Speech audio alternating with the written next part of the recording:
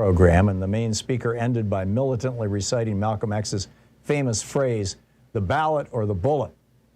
Haven't you caught the same thing?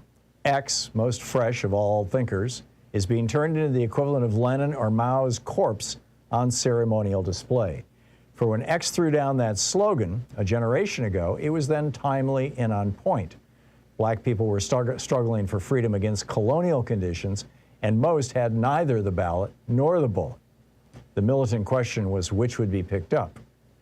Now the black nation is struggling for its life against neo-colonial conditions, and new African people have lots of ballots and lots of bullets. Everywhere you have African city governments, African officials and African executives, African soldiers, African shooters, and African posses. You might say that the black nation is dying from too much ballots and bullets, but not radical enough truths, perhaps. Under colonialism, the oppressed were largely kept disarmed. Now it's all reversed. Imperialism, as a neo-colonial system, races not to disarm, which is hopeless in this age, but to arm the oppressed in its own way, whether it's posses or paratroopers, children included, naturally. Feminists say women should get self-defense. Does that threaten imperialism? Then why is Smith & Wesson making the Ladysmith, a .38 subnose specially sized for women? Is the government of white men doing anything to stop women from owning handguns? The ranks of white women who've done so are over 15 million and climbing. Be real. In the Ivory Coast and Somalia, men and boys in rags and bare feet have AK-47s and grenades. In New York and Los Angeles, kids too young for learner's permits got Raven 258 or a Deuce, or maybe even a Tech-9. What's the firepower of the old Black Liberation Army compared to the Crips in Compton or the Jamaica posses just in Flatbush? Get the Uzi is successful slang because it plays off reality we all know. More than a few new African children say personally they got to be more afraid of black people than white people. So how useful is the liberal left habit of playing low to the crowd with old anti-colonial rhetoric? It used to be that dissing the white man was a crime or close to it, dangerous for sure, like life-threatening if a black man or woman did it. Now it's so tame that Fox or ABC give it to us as a sitcom. There's even some college courses on how to diss the white man. He may not like it, but who cares? Imperialism doesn't care, that's for sure. Even white women are doing it now as a substitute for doing anything real. It's like running in place. As Rodney, the Guyanese revolutionary scholar, pointed out, it's counterproductive to solve the neo-colonial situation, or counterproductive to solving the neo-colonial situation. Revs still cling to the old ideas and ways, in part because we don't want to admit how ignorant we are now. This runs deeper, though. Anti-colonial politics are the culmination of 400 years of our struggle. They are the products of the best minds we had, of destroying old societies, of oppressed people challenging the world in uprisings, pushing farther and farther. These old views are already fully developed, well-honed. More than that, the old anti-colonial politics are developed in the most profound sense, in having been widely diffused and taken hold of by the oppressed, put to use already. So when Revs talk about that old talk, walk that old walk, it's not only familiar but reassuring and to a certain degree popular. We all take for granted now that the anti-colonial consciousness and changes. It's become the normal. That's what's our due. A few years ago, Nelson Mandela was the most famous terrorist POW in the world. In 1990, when he made his triumphant visit here, he was not only greeted by massive crowds of well-wishers, but schools and churches throughout the black nation held special programs to honor him. City governments and the U.S. Congress itself had to organize welcomes for him. Like it or not, white men had to smile and applaud him. And last year, by any means necessary T-shirts with Malcolm's picture on them were more common in many streets than Budweiser T-shirts, and you can't take it to mean anything extreme or radical. The old anti-colonial awareness has already been generalized widely, absorbed by people and society itself into daily life. So let's break that down. When a tiny Klan faction based in North Carolina to the U.S. Capitol from a rally on Labor Day weekend 1990 It took over 2,000 cops in riot gear to hold the angry crowds back. The D.C. New African community was outraged that any Klan dared to march in their city, which is 70% black, on their territory. Ephi Berry, the then wife of the then mayor, Marion Berry, came out and brought her 10-year-old son. "I'm overwhelmed," she said. The book is Night Vision, Illuminating War and Class of the Neocolonial Terrain by Butch Lee and Red Rover, first published in 1993. Himself into the hunt at the moment is astonishing. 3, they're flexible, capable of changing strategy on a moment's notice. If the wild boar vanishes into the brush and a rabbit appears, the hunter is off in a new direction. The book ADHD, A Hunter in a Farmer's World by Thom Hartmann.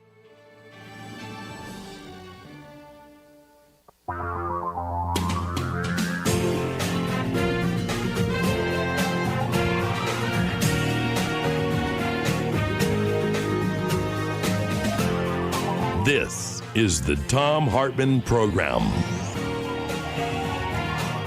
It is Friday. This is Jeff Smith sitting in for Thom Hartmann. Times have changed. We've often rewound the clock since the Puritans got a shock when they landed on Plymouth Rock. If today any shock they should try to stem, instead of landing on Plymouth Rock would land on them. In the olden days, a glimpse of stocking was looking on as something shocking. But now, Lord knows, anything goes. Good authors, too, who once knew better words, now find audience using 4-letter words. Writing prose. When Congresswoman Elizabeth Cheney, God bless her, can get blues and lefties to yes her, when Kansas voters say yes to Roe, and the Kansas Republicans hear a majority of no's, then I suppose anything goes. When Elon Musk can hoard enough money to buy Twitter, or maybe no, anything goes. The world's gone mad today, and good's bad today, and black's white today, and night's day today. And that gent today you gave a cent today once had many Bitcoin just the other day. When flag wavers attack the country they pretend to love, jail sentences passing down from above, anything goes. Just think of those knocks you've got, those shocks you've got, those blues you've got from the news you've got, and those pains you've got, if any brains you've got, from those little radios. So listeners of this show, with more than a hat tip to poetry by Cole Porter, we sling words here, not bricks or mortar. Friends of Thom Hartmann, friends of democracy. The crew gathering right here and right now knows that here on Friday, anything goes. It is Anything Goes Friday. The call-in number is 202-808-9925, 202-808-9925. We're going to go straight to Kip from Muskegon, Michigan, if I can make it work. Skip, you're on the air. Yeah, thanks. I was going to talk about the only way I can get through to Republicans. I can't get through to white supremacists or those that hate people of color, those that vote Republican. I can't change their minds on anything, but Christians, I get through to those who believe themselves true Christians by telling them there are 29 verses, I believe, in the Old Testament that deal with lies. And if you were to read these verses, you'd know that Trump's an abomination to the Lord.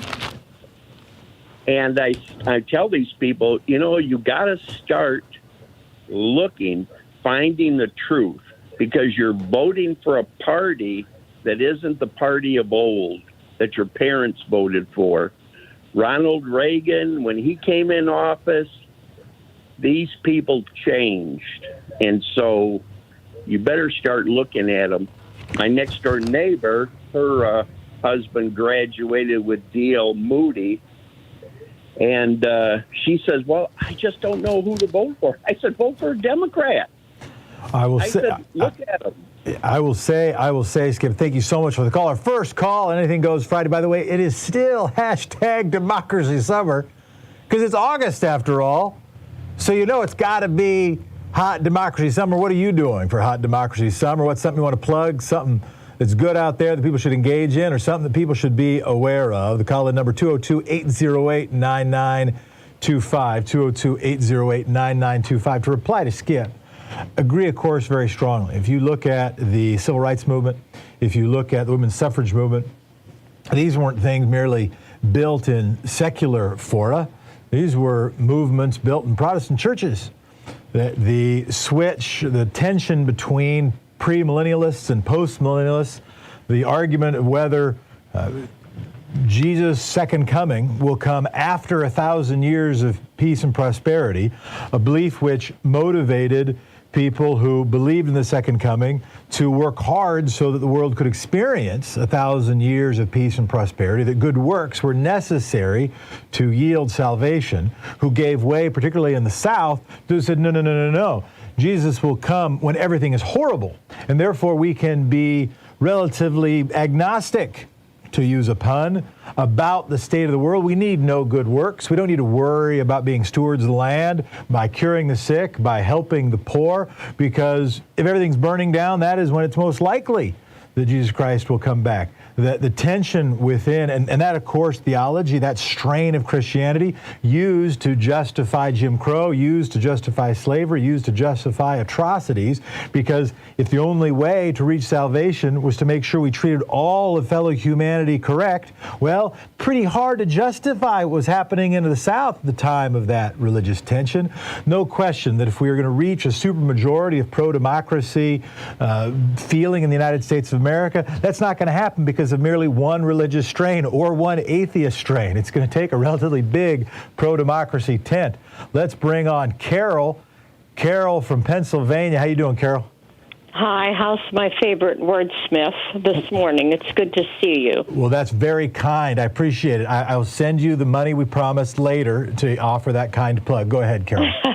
Thank you.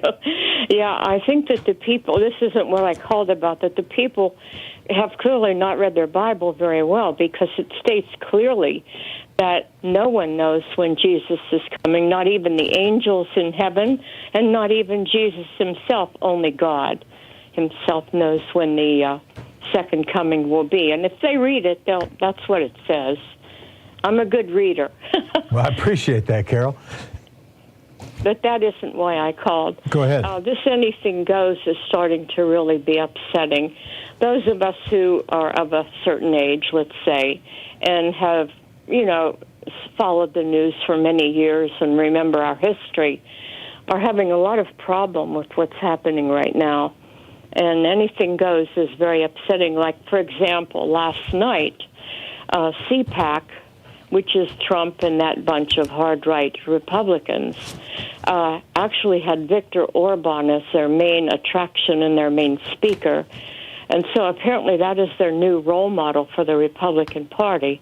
And I find that just appalling that they have gone that far, that they would have this man there. What do you think, Jefferson? Carol, I'm so glad you brought it up. It's on my list for today, and I appreciate it since it's your show. I appreciate it when you all bring it up.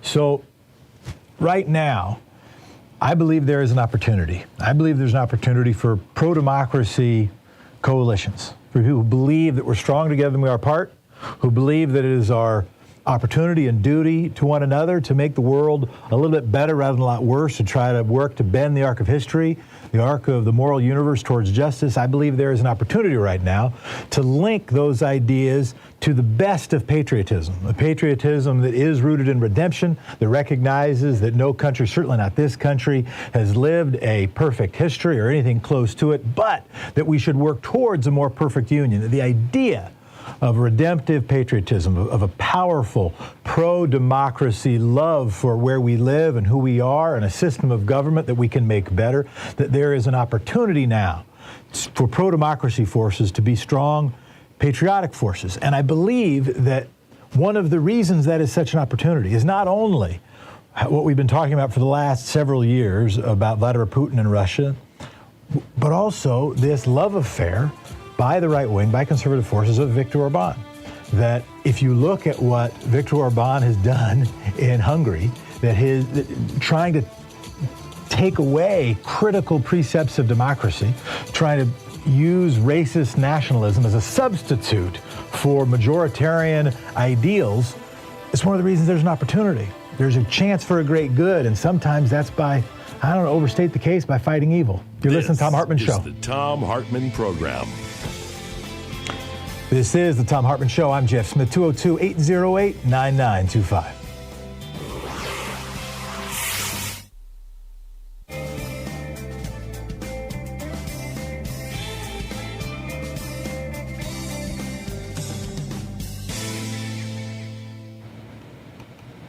Michael from Houston, you are on the air. Good morning, sir. Howdy, Mike. How you doing? How's the weather in Houston right now? How hot is it where you are? Man, my grass looks like somebody's baking a cake out there. Well, can I have? I shouldn't have any. I'm trying to keep it down. I'm trying not to eat all the cake, Michael. I love cake. I have a problem with cake. All right, you did not call to talk about the weather or cake. Go ahead. Yeah, this is what I want to talk about. I'm talking about us liberals. Are we in denial or are we naive? Because let me tell you something. Donald Trump don't believe the big lie. His followers don't believe the big lie. They believe in hate. And what I'm asking the callers, if you're not willing to fight and die for democracy, because they have shown you on January the 6th that they are, then what are we going to do when they put all these people in these positions that we go to the voting box booth and we cast our ballot and we win, and he called George and say, hey, throw them 11,000 out, we won. Are we willing to fight then, or are we willing to say this is law? We need to stop denying this and say what it is. This is hate. And then they use violence and intimidation, and it's working, to intimidate us. And we're allowing it to happen. Michael, if you don't show these people, wait, hold on. No, if you don't show these people the same that they are, that you're willing to put forth violence and die, they're going to walk all over us. They're walking all over us now. I appreciate you going on because you answered my question with your second beat. Thank you, Michael, for joining us. This is one of the reasons. Sometimes when somebody gets a platform, they think the most important thing they need to do, and to be clear, if what you want to do is have a successful TikTok following, if what you want to do is build a set of passionate supporters who will pay for your OnlyFans, if what you want to do is monetize one's profile, then you want to narrowcast, right? That's the lesson of the modern media world. You want to narrowcast. I think what we have to do, however, is build a supermajority in favor of democracy. That's what I think. Because if it's a 51%, to say nothing of a 49.9%, but if it's a 50.1% majority for democracy, it's pretty tricky. It's pretty tricky to hold on to. Now, you said something, Michael, which is we have to be willing to do more than vote or hope that votes will be counted. I agree with you. It's if we were going to stick to mechanisms of democracy, if we're going to stick to not merely resorting to violence. And I recognize that if democracy is saved or destroyed, it may not be saved or destroyed at the ballot box. I'll concede that argument. I know the Revolutionary War was not a revolutionary vote. It included critical votes by states to adopt documents, to send representatives, absolute critical votes, and it was not merely decided by King George receiving those votes. So I recognize that.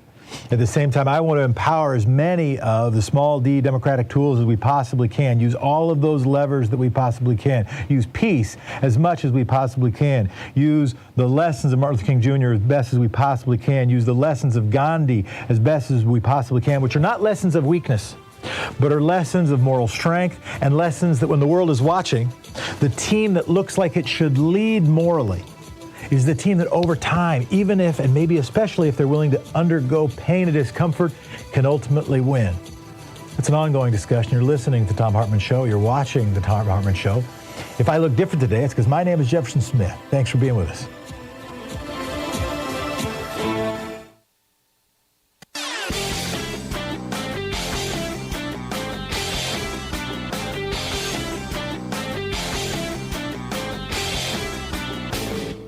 Missed my opening rant today? It's usually published over at HartmannReport.com, where you can read it and share it with your friends for free. Check it out, HartmannReport.com. You are back, and I am back. And thank you so much for being here. Thank you so much for having me. It is Anything Goes Friday. It is also Hot Democracy Summer. Last time I was here, people offered suggestions for theme songs. They also offered suggestions of ways people can spend their Hot Democracy Summer. When I say Hot Democracy Summer, what do I mean? Well, by the time ballots are counted, it's because they've been cast. And we talk about November election, but let's be clear. Anywhere with absentee voting or anywhere with all vote by mail or largely vote by mail, those ballots go out in October.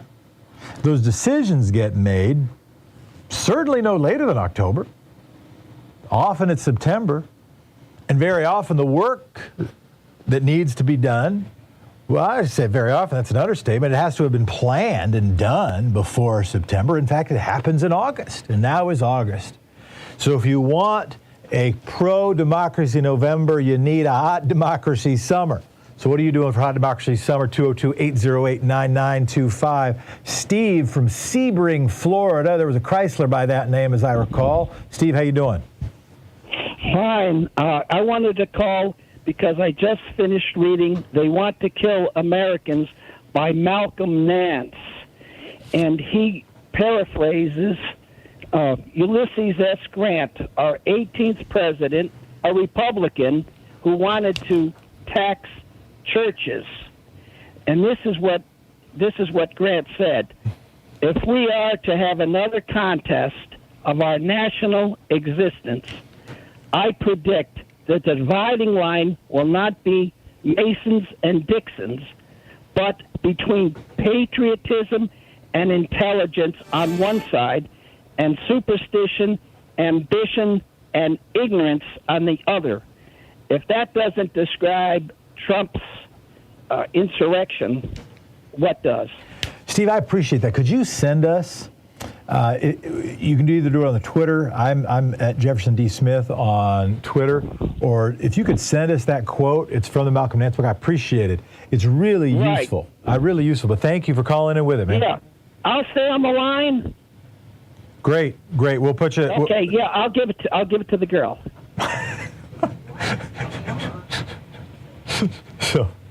So, let's be clear. There are no girls here. There are people, there are women, there are men, there are people who use whatever pronouns they choose. And my name is Jeff Smith, and you're you, and thanks for being you. 202-808-9925. I appreciate Steve's quote very much, that at the time of the Civil War, the wake of the Civil War, understanding what could cleave a nation, what forces are powerful enough to cleave a nation. And what we're talking about right now, in so many ways, and I plugged before Nancy McLean's Democracy in Chains, I'll plug it again, in so many respects is the Revenge of the South, is the political strategy that was used, not only the economic argument, not only the ideological argument used by John C. Calhoun to justify property over democracy. Justifying, by the way, the property he was talking about human lives. Justifying the institution of slavery. Before the Civil War, he was the leading spokesperson in favor of slavery.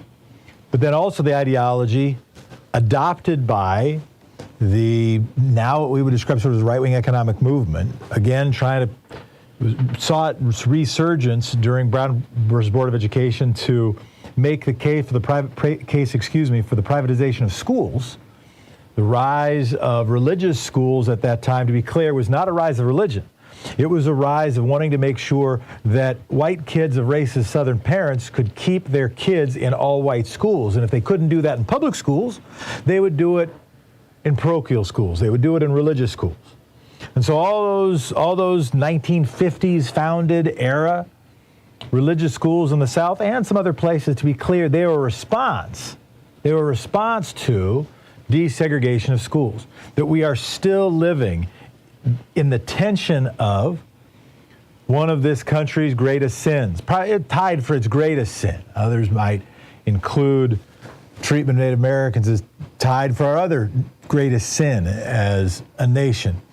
We're still wrestling with that. We still haven't fully redeemed ourselves. We still haven't fully built a overwhelming consensus about anti-racist, pro-democracy ideas and shared values in this country. We got to get there, and it's going to take everybody who possibly can. Ziggy wants to talk about Medicare Advantage. I'm curious, Ziggy. Jefferson, good to talk to you. I feel like I found a friend lost in the deserts of Oregon. We have trees here, man. The east side of the mountain's a little deserty. It's a little deserty, but the west side of the mountains, where I happen to be right now, is lush and lovely, a little warm today. Go ahead, Ziggy. I used to live out there. Hey, listen, I'm going to actually be on topic with what Tom sent out today about Stop Medicare Advantage, Scam Before Medicare is Dead. And the government has just opened up for comments about Medicare and Medicare Advantage, and they've got it open for the month of August. So if people want to state their opinion about keeping Medicare, now is their chance to do that. Now, I have the government link, and it's about 2 miles long. So what I've done is I posted it on my site, and Tom has no problem with me saying my site. I just want to let you know that, Jefferson. Great. And go ahead. No, I said that's great. Go ahead. Okay. All right. It's at endthebribesystem.com. That's endthebribesystem.com. And right at the top, you'll find a link saying file a comment to Medicare about changes. It'll take you to the government site where you can file it. And I've also put at the bottom, tell them, it's a 2-sentence line. If you don't know what to say, you can tell them that.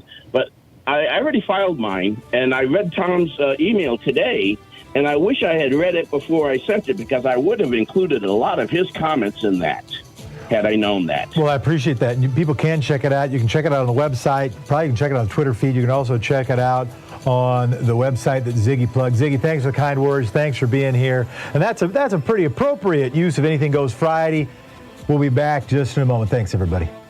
You're listening to the Thom Hartmann Program. Call 202-808-9925. It's Anything Goes Friday. It's Hot Democracy Summer, and the telephone number is 202-808-9925.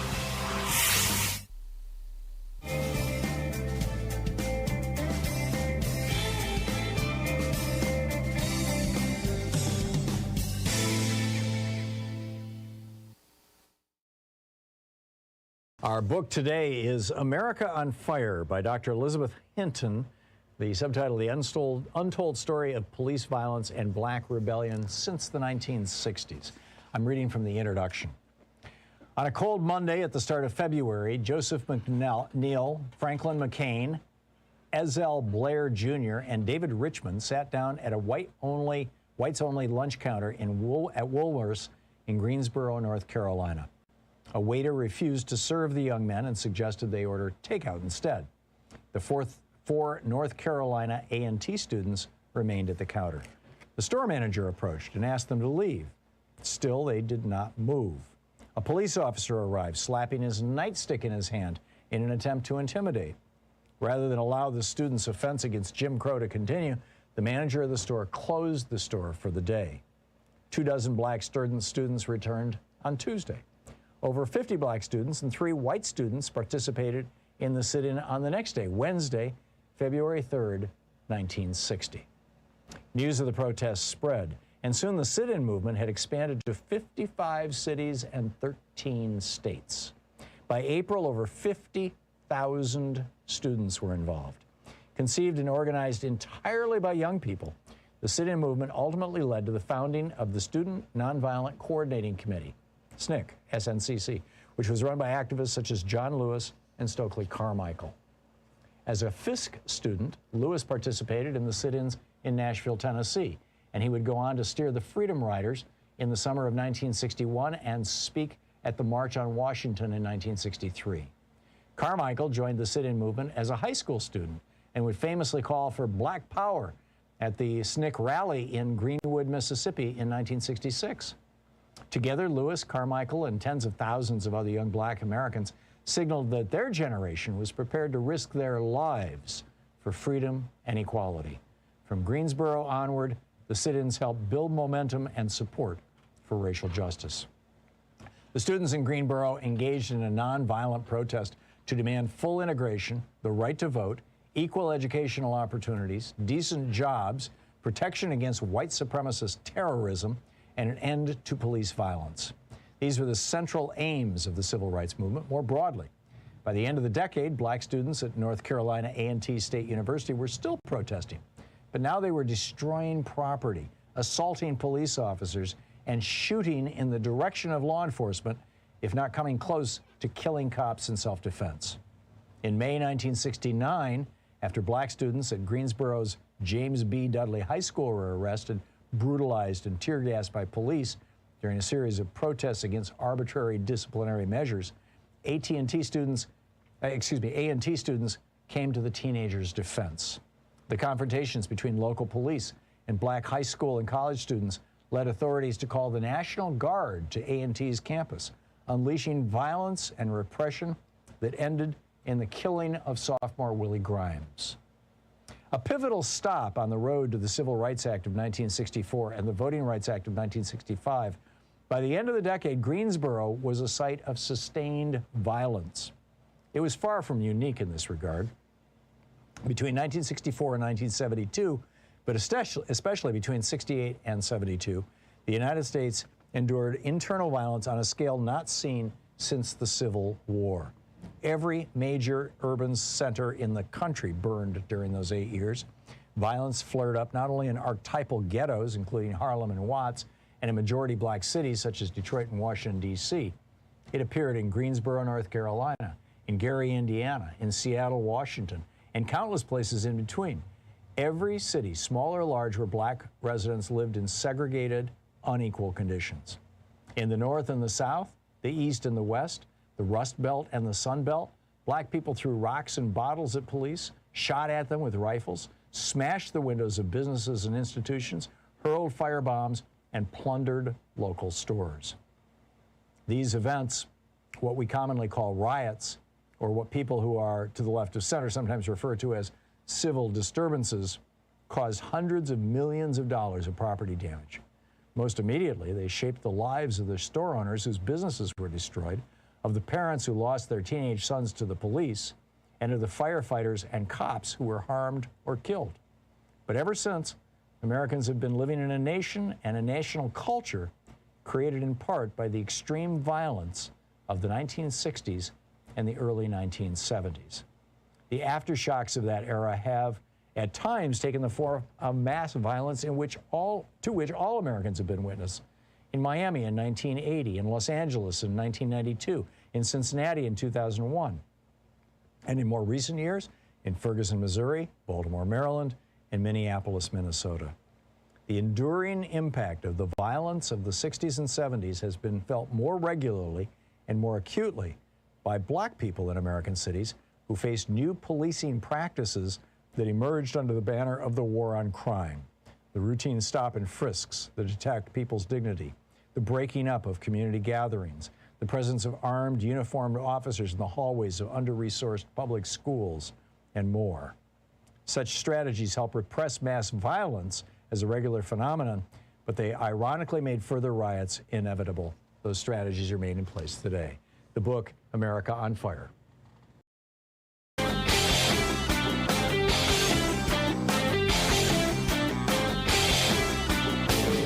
Our 1-hour free podcast recaps our show, and it's available wherever fine podcasts are found. And we have the full 3-hour podcast available over at thomhartmann.com if you want to really support our program. And welcome back. It is the Thom Hartmann Program. I'm Jefferson Smith, sitting in, honored to do it. Thank you so much for your kindness. The call-in number here is 202-808-9925. It is Hot Democracy Summer. What are you doing for Hot Democracy Summer? It is also Anything Goes Friday. Some of the things that could go, some of the things you could do in August could include helping encourage young voters. I had a question I'm going to take maybe in a little bit. It was a question last time I was here, and I apologize, I don't remember the name of the caller. I think when I hear the calls, this show is blessed. One of the reasons I'm so grateful to be able to be a part of it sometimes is this show is blessed with really smart listeners. Every time I do it, and I say that maybe to pander, but not really just to pander. Every time I do it, I learn something. And every time I do it, it also makes me think. Now, this job, when you sit in this chair, the role is to be able to think relatively quickly, sometimes speak too quickly, as I often do, and to respond, to make it seem like you got the answer almost all the time. I almost always have a response, but that doesn't mean I always have the answer. We got a call last time I was here that said, my friends don't want to vote. Some friends that just don't feel very motivated. They're not sure what's at stake. How would you tell people to vote? I gave an answer. I gave a response. That I'm not ashamed of. I believed every word I said, but I kept thinking about it after. And what I said, as I recall, was something roughly like, well, first of all, your friends, if they're talking to you about that, I think they're probably going to vote. I think they're wrestling on whether they're going to vote. They're probably going to vote. So the way to get them to vote is just say, listen, voting is just a baseline expectation. It's just what you got to do. In a democracy, it's just the lowest level thing. So of course you got to vote. And then what I tried to engage on was, but what might get them to care and do a little bit more? And the way that I would do that, and it is still the way I would do that, in this respect, it is an answer, not merely a response, is try to find out something they care about and try to get them connected or help them get themselves connected to something that could have a little bit of impact, maybe locally, because that's where much of the greatest change happens. And my favorite example of that, as I've said before, is women's suffrage. It didn't happen because of Congress, right? It happened because it happened state by state. In Oregon, it took 4 failures until it finally passed on the 5th ballot. On the ballot, not in the legislature, until finally then it happened nationally. But help them find that thing, maybe locally, probably locally, that they care about, they could really sink their teeth in. And if we can multiply the number of people, of the benevolently irrational, the good people doing good things for no good reason, the people who volunteer, the people who commit, the people who try to do their little bit to bounce on the arc of history, to bend it towards justice, then we got a chance. And I was comfortable with that response. I believe every word I just said. I just paraphrased what I attempted to say then. And at the same time, that answer was a little bit of a dodge, or at least it missed a third portion, which is what is at stake? What is at stake in the next election? Where is there a difference that matters? Well, any woman, any person who cares in this country now understands that one of the things at stake is whether a right that 2/3 of the country was born, including me, just about that time, understanding to be protected, and that is the right to choose what you do with one's own body, the right to abortion. I wouldn't say it had been taken for granted, but almost certainly taken for granted by some of us. Even me on this program thought, even as I saw the worm turning on the Supreme Court, I thought there was a chance that they would nibble away. In fact, I think the Justice Roberts strategy was maybe, from their perspective, the smarter strategy, and therefore what I thought they might do is to nibble away at a woman's right to choose so that it didn't become so obvious that the deep motivations that are out of step with the supermajority of the people in this country, that inside voice was not so loudly heard outside. But that is clearly at stake. And it's at stake at every state in every congressional election. Because even if you live in a state, if you live in California, even if you live in Oregon, understand that if Republicans are able to turn the House and the Senate, there will be a bill. There will be a bill for a federal ban on abortion. And of course, federal law trumps state law, pun included and intended. That if you live in a state that has its legislature in question, which is a bunch of states in this union, or your governor's office in question, which is a bunch of states in this country, a woman's right to choose is on the ballot. That's not all that's on the ballot. But Kansas has shown that even in a state that seemed reliably red, that when you really see what the crux of the modern Republican Party has become, when it actually can rule by the force of the pen in the Supreme Court, unfettered by checks and balances of other branches of government. It is something that's out of step with the pro-democracy forces in this country across multiple parties. So I did want to say to that caller, who was kind, but whose name I forget, that there is stuff at stake. I stand by what I said, and there's more. Let's go to Omar. It is Anything Goes Friday from Herndon, Virginia. Herndon, you've got, Omar, I think, a reminder for us. Thanks for calling. Thank you so much. Can you hear me, Jeff? I can. Yes, sir. Jefferson the Great. Thank you so much for taking my call. Listen, I'm going to put it in this in a very, very simple way. Democracy is under threat throughout the world, okay? And I'm going to tell you a story. You know, back in the 70s when Richard Nixon was running for office, his campaign manager was Pat Buchanan. So Richard Nixon asked Pat, can we win this election? Pat was like, yes, we can win this election. The strategy is very simple. The country is divided, and we have the bigger half. Fast forward to now. The country is divided, and we Democrat, we progressive, okay, we believe in democracy, peace, and prosperity have the bigger half. All we have to do is make sure that everybody vote. Make sure that you register.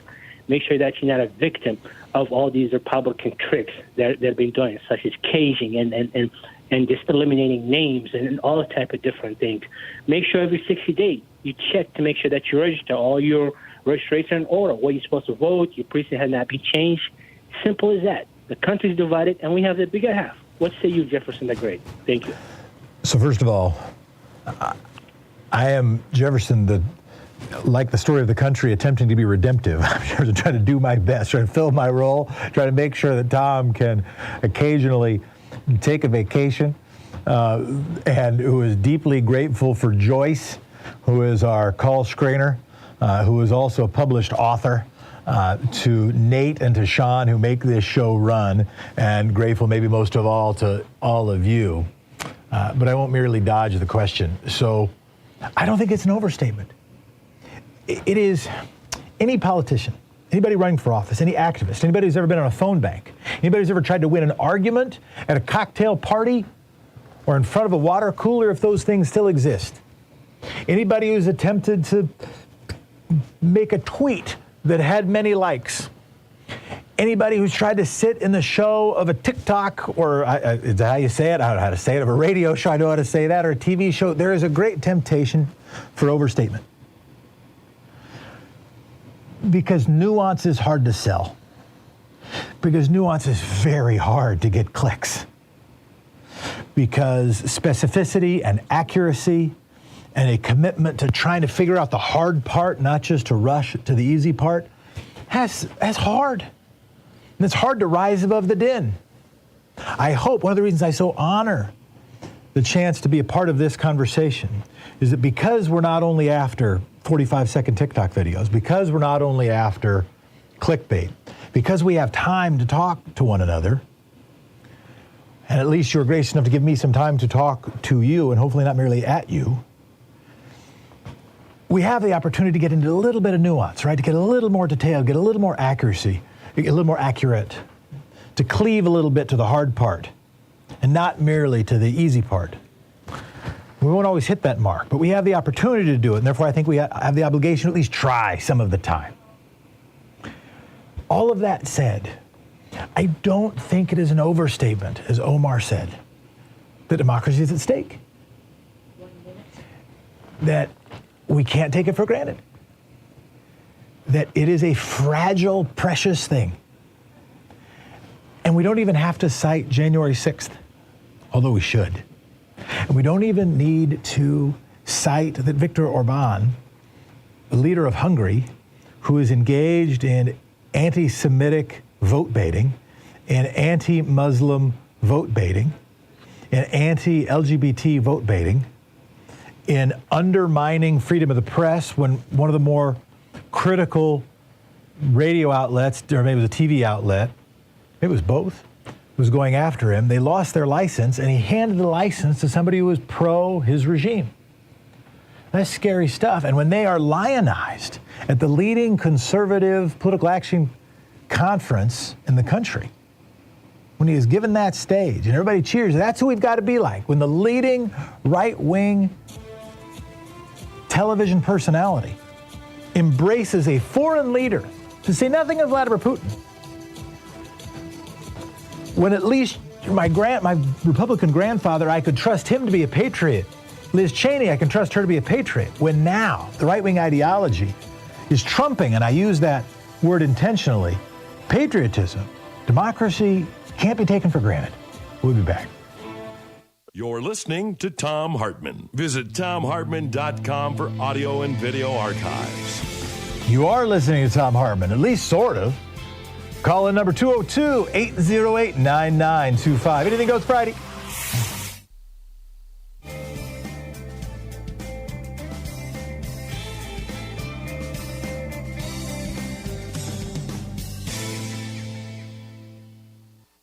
Jerry from Ontario, California. You have an airport in Ontario.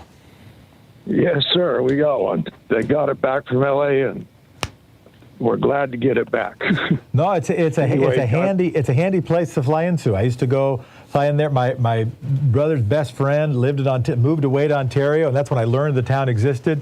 And then I used to fly in there to speak at the Pomona schools back in the day. But Jerry, give me your spiel. What's going on? Okay, I do this thing with this peace tree, playing off the incense cedar, which what we call cedar trees are really cypress trees. Cedars are from Lebanon, the Himalayas, and so what we call cedar trees. But anyway, this incense cedar. I talked to Tom, the second time I've ever called into this program, but about sending these incense cedar seeds to Afghanistan to represent these women. I call it this. I'll spell this name because it's been like since 1989 since I actually heard it pronounced. Jigonsassee was the first leader of the Iroquois tribes when they put them together and put the women in charge. Anyway, this is the only tree that's compatible with sequoia. So at one time I thought the Mrs. Sequoia, well, there's no really Mrs. Sequoia. But anyway, this is such a simple thing to do. And Frontline on Tuesday night is having a documentary about how bad it is in Afghanistan for these women. How bad it really is. It's just, he was on Fresh Air with Terry Gross, the lady that did this documentary in Afghanistan. So, this is something that, of all the trees I know, they store carbon, they take a little water. Tom thought that why would you send it to Afghanistan? But he doesn't know these things grow all the way into Mexico with very little water at high altitude. Interesting. So you send the seeds, and who do you and Jerry, who do you send them to? Well, you just send them to your congressperson. Got it. Just as a symbol. Their mind. Just as a symbol. Yeah. Got it. I did this in 1991 when Papa Bush first started bombing Iraq into the Stone Age at the federal building. Well, Jerry, I this idea. I appreciate it. I'm now looking at Jigonsassee, and forgive me, my Iroquois pronunciation is almost certainly horrible. But Jerry, I appreciate it. And that is one of the things to do is send one signal, send one symbol to Congress. And that is one thing we can do for Hot Democracy Summer, 202-808-9925. We've got about 30 seconds. Mario, you get the last word of this section. Yes, thank you much for calling me. I love the way you started the program. But one of the callers say, we have to talk to Republicans. Yes, indeed. But we have to talk to our own people, to our Democratic program, especially the Spanish-speaking people. We are a force, and they are out there, the Spanish-speaking people. We have to be sure that they listen to us and put in their mind what is at stake, washing their brains. But I love the way you started the program. Mario, thank you so much. I agree so strongly that ultimately the opportunity and challenge of this country is to be, to my knowledge, the first country that has built a strong multicultural, multi-ethnic, multi-religious, middle class and democracy system. That is a marvelous moral opportunity. Thanks for the call. We'll be back.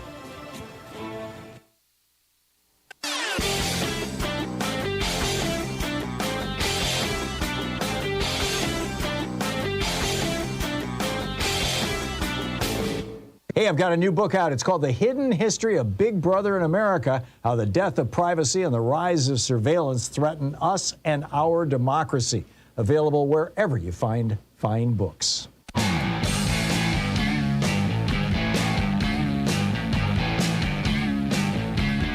We are back. It is Hot Democracy Summer, and it is Anything Goes Friday. I'm Jeff Smith, sitting in for Thom Hartmann. And next, we've got Mark coming in from Long Beach, California. Go ahead, Mark. Yeah, on voting, now we always go to the poll and, vote for the, hold our nose and vote for the least evil person.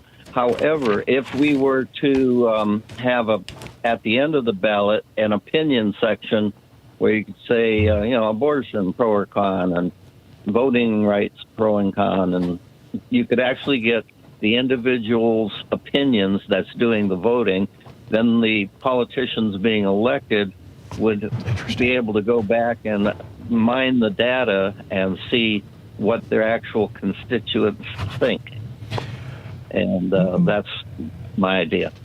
Mark from Long Beach, California, I love the idea. And I want to respond and maybe even answer to what you said. You said, and the way I heard it was, we cast a ballot and it is an imperfect signal.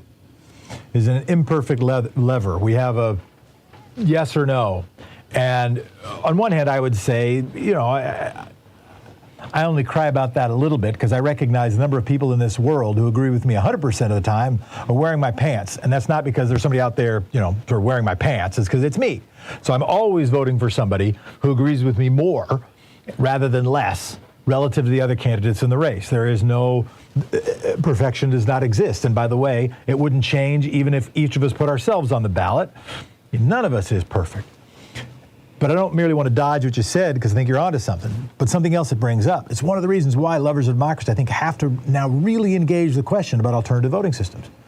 Why systems like star voting, systems like ranked choice voting, systems like approval voting, systems like multi-member districts that sortition, right, using citizen juries to give real power to people randomly selected. Democracy doesn't have to rely merely on politicians. It can rely on human beings who have not been elected, who do not have to raise money and gather votes and make those degree of promises, but people who are impaneled and then grapple with the question and make the decision. It's in part because of the imperfection of the binary choice that we are given on a ballot.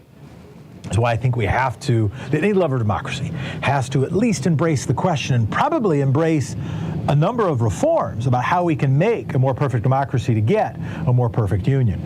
But you said something else, and those two things, what I just said is a debate that goes on before the Nader election.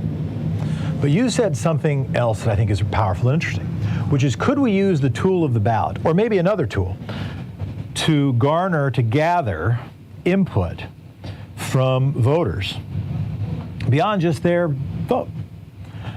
I think there are ways to do it. And I will say politicians can take it upon themselves to get feedback. One of the reasons I love local elections is because in a legislative race, there really is a chance for a voter to communicate to their legislator and have them listen. Because a legislative candidate is going to win with thousands of votes, not 10,000s of votes. Certainly not hundreds of thousands of votes in just about any district, any state legislative district in this country. And so the opportunity to get really engaged, to make a difference in that race, and then actually be heard by one's legislator, the odds are very high.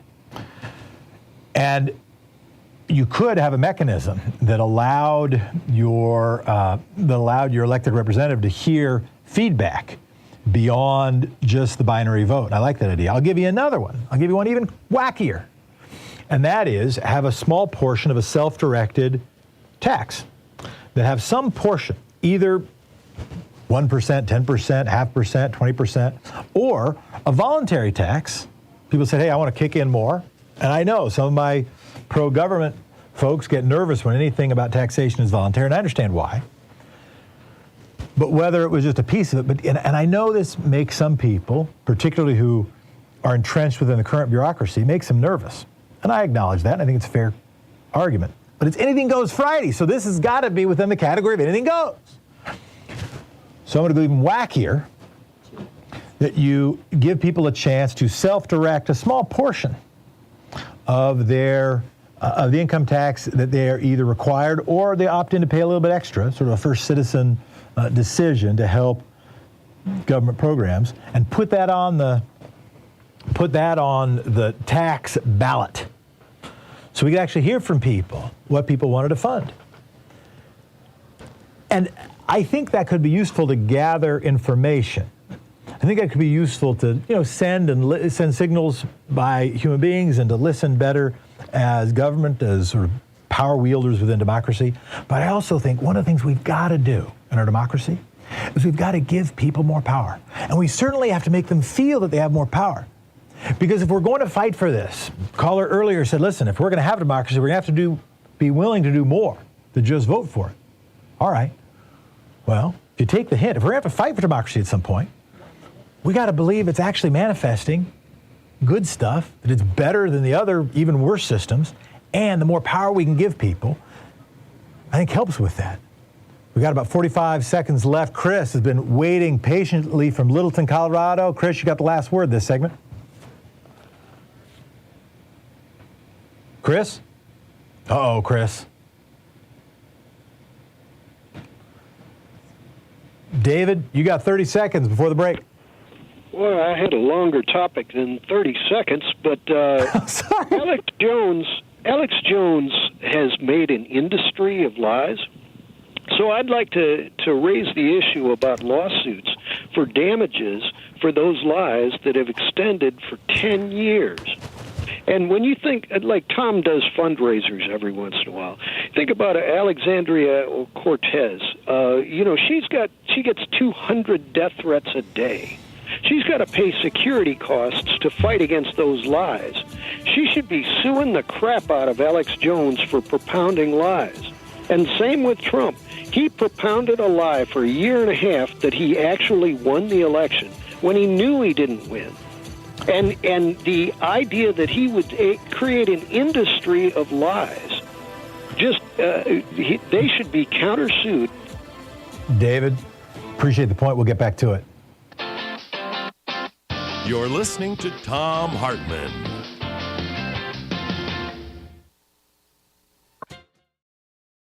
In addition to bringing you the Thom Hartmann Program here on Free Speech TV and Video Media Online, we also have a whole set of ways you can interact with us and tools you can use to spread the word about the importance of democracy and the threats to it in our republic. First, there's your daily homework. Sue Nethercutt puts together a daily email newsletter that has a link to every story I discuss on the air, so you can find my sources and you can share them with your friends. It's free and you can sign up at thomhartmann.com. Second, I publish my daily take every day over at the hartmannreport.com website. That's also free if you want the daily 5 days a week rant in your inbox. No ads either. Third, we have the podcasts. There's the free 1-hour version of our daily show that's advertising supported. You can find that wherever you get your podcasts normally. And then there's also the podcast of the entire 3-hour show with no advertisements, and that's available by subscription over at thomhartmann.com. So check them all out at thomhartmann.com and hartmannreport.com.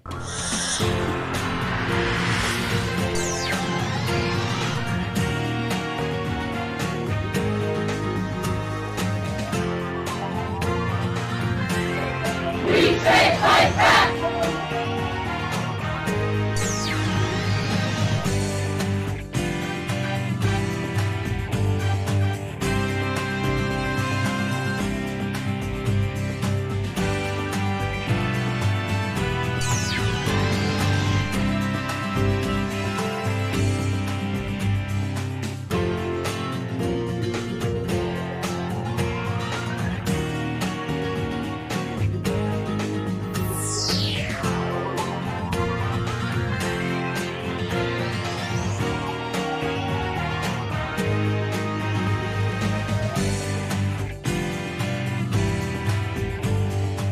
Our book today is America on Fire by Dr. Elizabeth Hinton, the subtitle, The Untold Story of Police Violence and Black Rebellion Since the 1960s. I'm reading from the introduction. On a cold Monday at the start of February, Joseph McNeil, Franklin McCain, Ezell Blair Jr. and David Richmond sat down at a whites-only lunch counter at Woolworth's in Greensboro, North Carolina. A waiter refused to serve the young men and suggested they order takeout instead. The four North Carolina A&T students remained at the counter. The store manager approached and asked them to leave. Still, they did not move. A police officer arrived, slapping his nightstick in his hand in an attempt to intimidate. Rather than allow the students' offense against Jim Crow to continue, the manager of the store closed the store for the day. 24 black students returned on Tuesday. Over 50 black students and 3 white students participated in the sit-in on the next day, Wednesday, February 3rd, 1960. News of the protests spread, and soon the sit-in movement had expanded to 55 cities and 13 states. By April, over 50,000 students were involved. Conceived and organized entirely by young people, the sit-in movement ultimately led to the founding of the Student Nonviolent Coordinating Committee, SNCC, which was run by activists such as John Lewis and Stokely Carmichael. As a Fisk student, Lewis participated in the sit-ins in Nashville, Tennessee, and he would go on to steer the Freedom Riders in the summer of 1961 and speak at the March on Washington in 1963. Carmichael joined the sit-in movement as a high school student and would famously call for Black Power at the SNCC rally in Greenwood, Mississippi in 1966. Together, Lewis, Carmichael, and tens of thousands of other young black Americans signaled that their generation was prepared to risk their lives for freedom and equality. From Greensboro onward, the sit-ins helped build momentum and support for racial justice. The students in Greensboro engaged in a nonviolent protest to demand full integration, the right to vote, equal educational opportunities, decent jobs, protection against white supremacist terrorism, and an end to police violence. These were the central aims of the civil rights movement more broadly. By the end of the decade, black students at North Carolina A&T State University were still protesting, but now they were destroying property, assaulting police officers, and shooting in the direction of law enforcement, if not coming close to killing cops in self-defense. In May 1969, after black students at Greensboro's James B. Dudley High School were arrested, brutalized, and tear gassed by police during a series of protests against arbitrary disciplinary measures, A&T students came to the teenagers' defense. The confrontations between local police and black high school and college students led authorities to call the National Guard to A&T's campus, unleashing violence and repression that ended in the killing of sophomore Willie Grimes. A pivotal stop on the road to the Civil Rights Act of 1964 and the Voting Rights Act of 1965, by the end of the decade, Greensboro was a site of sustained violence. It was far from unique in this regard. Between 1964 and 1972, but especially between 68 and 72, the United States endured internal violence on a scale not seen since the Civil War. Every major urban center in the country burned during those 8 years. Violence flared up not only in archetypal ghettos, including Harlem and Watts, and in majority black cities such as Detroit and Washington, D.C. It appeared in Greensboro, North Carolina, in Gary, Indiana, in Seattle, Washington, and countless places in between. Every city, small or large, where black residents lived in segregated, unequal conditions. In the North and the South, the East and the West, the Rust Belt and the Sun Belt, black people threw rocks and bottles at police, shot at them with rifles, smashed the windows of businesses and institutions, hurled firebombs, and plundered local stores. These events, what we commonly call riots, or what people who are to the left of center sometimes refer to as civil disturbances, caused hundreds of millions of dollars of property damage. Most immediately, they shaped the lives of the store owners whose businesses were destroyed, of the parents who lost their teenage sons to the police, and of the firefighters and cops who were harmed or killed. But ever since, Americans have been living in a nation and a national culture created in part by the extreme violence of the 1960s and the early 1970s. The aftershocks of that era have, at times, taken the form of mass violence to which all Americans have been witness. In Miami in 1980, in Los Angeles in 1992, in Cincinnati in 2001. And in more recent years, in Ferguson, Missouri, Baltimore, Maryland, and Minneapolis, Minnesota. The enduring impact of the violence of the 60s and 70s has been felt more regularly and more acutely by black people in American cities who faced new policing practices that emerged under the banner of the war on crime. The routine stop and frisks that attacked people's dignity, the breaking up of community gatherings, the presence of armed, uniformed officers in the hallways of under-resourced public schools, and more. Such strategies help repress mass violence as a regular phenomenon, but they ironically made further riots inevitable. Those strategies remain in place today. The book, America on Fire.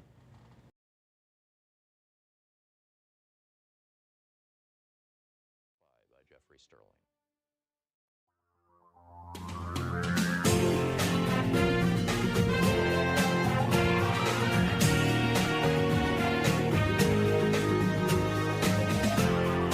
This is the Thom Hartmann Program. This is the Thom Hartmann Program. I'm Jefferson Smith sitting in, honored to do so. The call-in number here, 202-808-9925. Anything goes Friday. What tends to go are your phone calls. There's also Hot Democracy Summer. You want to send seeds to members of Congress? You want to register voters? You want to help people get one of 10,000 tablets, get free internet? You want to help pass out benefits to folks? You want to try to build small groups that can work together to encourage one another to turn out voters? Lots of ways to help. How do you want to help? Call in number 202-808-9925.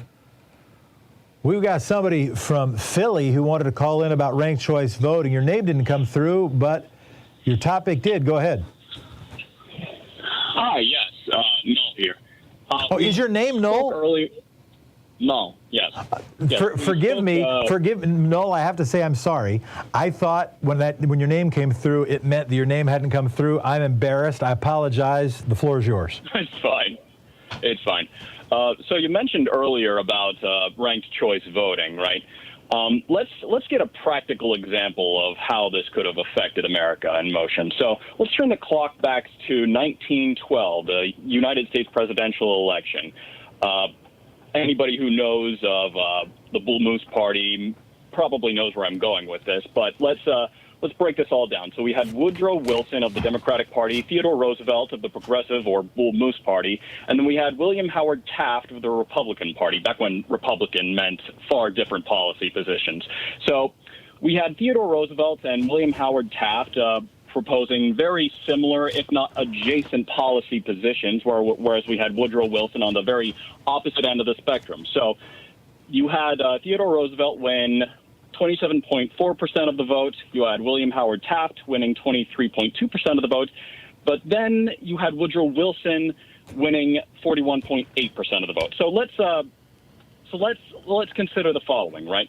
You had Theodore Roosevelt winning 4 million votes, like well over 4 million votes. You had William Howard Taft winning 3.5 million votes roughly, and then you had Woodrow Wilson winning only like 6.2 million votes.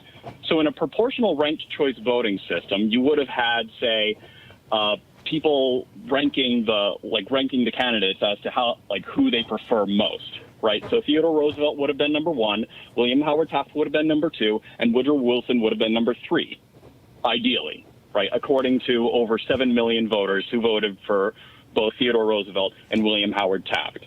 So in a proportional ranked choice voting system, we no longer have to deal with the inequities and weaknesses of the first past the post voting system.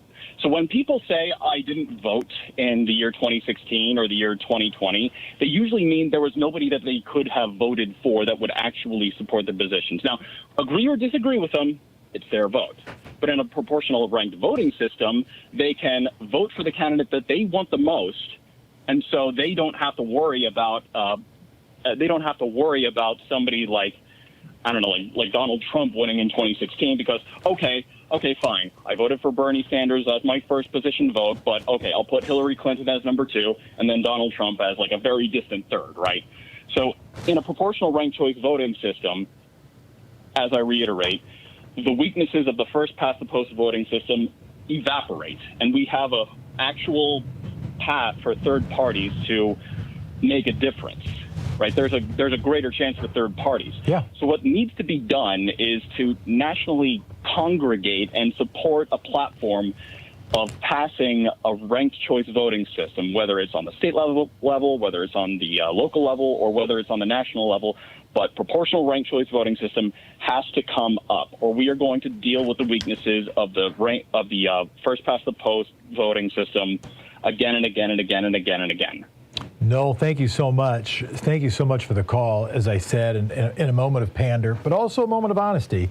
I hugely appreciate the intelligence, commitment, and insight of the community that is this program, and we learn a lot from one another.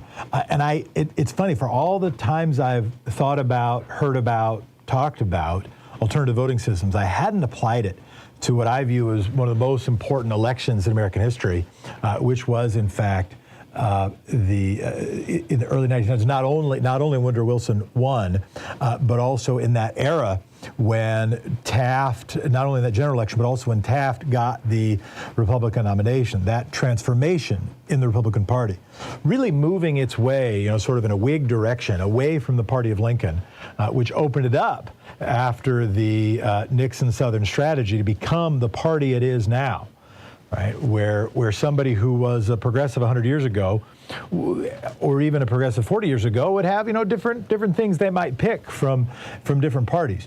And I mean sort of a small p progressive. I even mean sort of a pro-democracy person.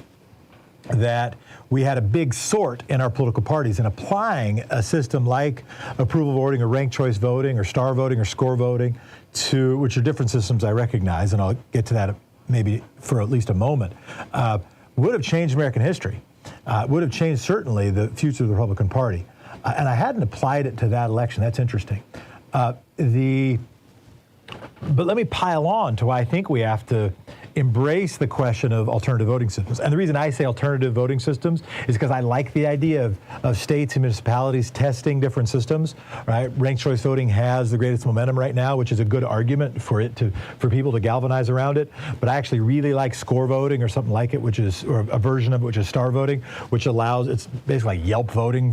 You give 5 stars or 0 stars. So not only do you have to rank, but also you can give an idea of depth of feeling, because you might have 5 stars for somebody, but your second choice might only be 3 stars.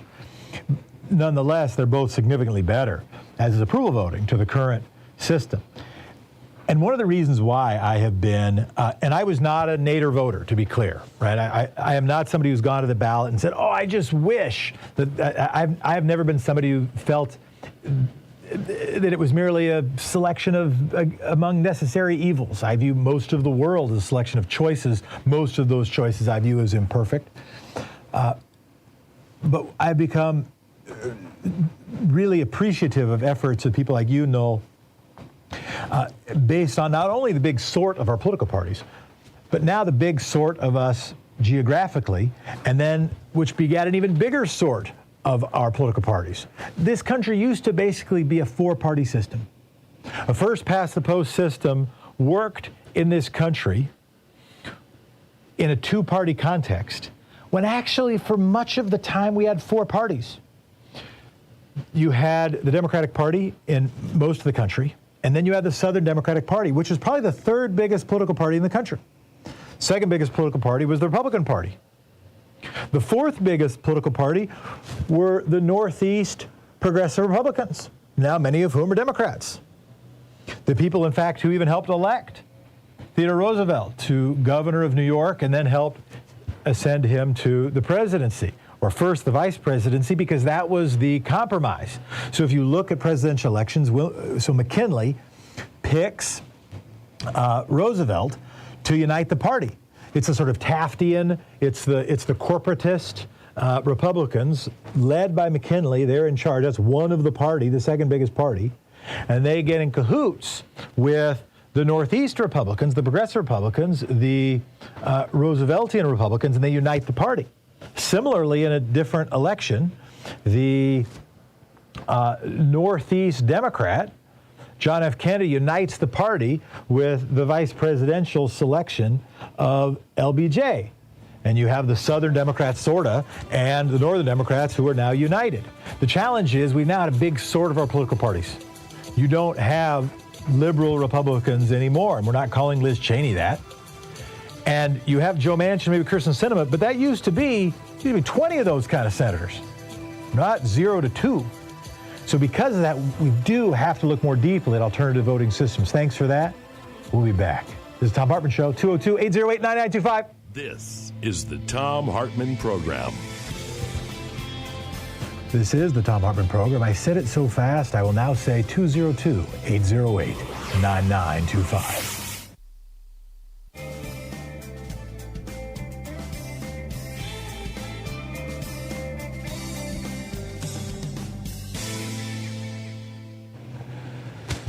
Jeff, congratulations. You not only have a very suitable, at least doable first name, but you are also on the air in San Francisco, California. You're up. It's your turn. I just want to support that we should get Gavin Newsom to pick up Warren, the guy who just got fired by DeSantis, down in Florida, Tampa. He was the state attorney who said he's not going to enforce the new abortion restriction. And they should run in 2024 as the ticket. Both pretty young, good-looking guys, a lot of charisma. They've got some traction behind them, and I think that'd be a great ticket. What do you think? Interesting. Hadn't thought about it. Don't yet have an opinion. I am interested in, of course, as we all are, and thank you, Jeff, for calling from San Francisco, as we all are, in what the presidential race is. I will say, I try not to fixate too much on it. That might sound lazy. It might sound weird. I try not to fixate too much on the presidential race. I know how absurd that sounds. But I'll tell you why. It's because I know, particularly in my life as an activist, I knew that my impact on the presidential race was kind of small. Now, ultimately, in the early stages of primary, if you head to New Hampshire, head to Iowa, or if we can do something sensible, like switch around the order of how and have sort of blocks so it's not always the same states going first, right? I'm not trying to bring up 17 topics at once. But, you go in other states, you can have a little more impact. I don't mean to suggest we shouldn't engage in the presidential race. One of the reasons I love people who engage in county commission races in rural counties, in county clerk races in suburban counties, where the votes are going to get counted and those regs are going to get applied, sometimes even determined. Legislative races in any purple district in any purple state. In Secretary of State's races in just about any state, is that I think that you can have tremendous leverage. I think you can have a lot of impact. And once you've won, unlike, Barack Obama become president and the high priest moves from being head of the campaign to having to run a country, if you engage in a legislative campaign, you engage in state and local efforts, the leader of those efforts stay local. The campaign team's more likely to stay local. The person who won the election doesn't move to Washington, D.C. So I love the local stuff. So that's part of my, I know, not answer, but response. Another piece is, so no knock on Newsom, and I think it's a really interesting question, but I'm also not piling on to we've got to get a different candidate rather than the person we have right now. And I say that in large part because I don't want to fixate too much on the presidential election. I don't want us to think that that dog has to wag every tail. In fact, very often, what has yielded the greatest results is having many, many, many, many tails be in charge of the dog. But also, if you were going to vote for a president and that president was going to pass the largest climate bill in history that reduces the deficit by like $2 trillion, that was going to pass a bipartisan infrastructure bill, that was going to pass the first bipartisan gun control bill, modest though it was in 20 years, a bipartisan CHIPS bill, a bipartisan bill to pass to save the Postal Service, I don't know that I'm rushing to get rid of him right away necessarily. 925. This is Thom Hartmann Show. Thanks for your calls. We'll be right back.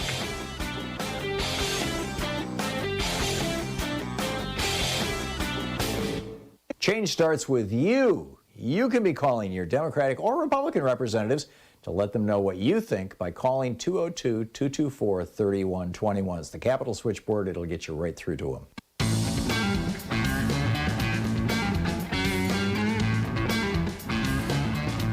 Carol from Seattle, your turn. Hey, hello, Jefferson. Good Hey, to Carol. hear you. See ya. Hi. I've got some good music on KBCS 91.3. Bellevue Community College has a protest music show. I think it's at 11 p.m. That wasn't what I called about, but that could help with the hot democracy summer. Nice. And by the way, shout out to KBCS. KBCS is a treasure of a radio station. Oh, such a story. I love how they started. Yeah. Sit in. Oh, great.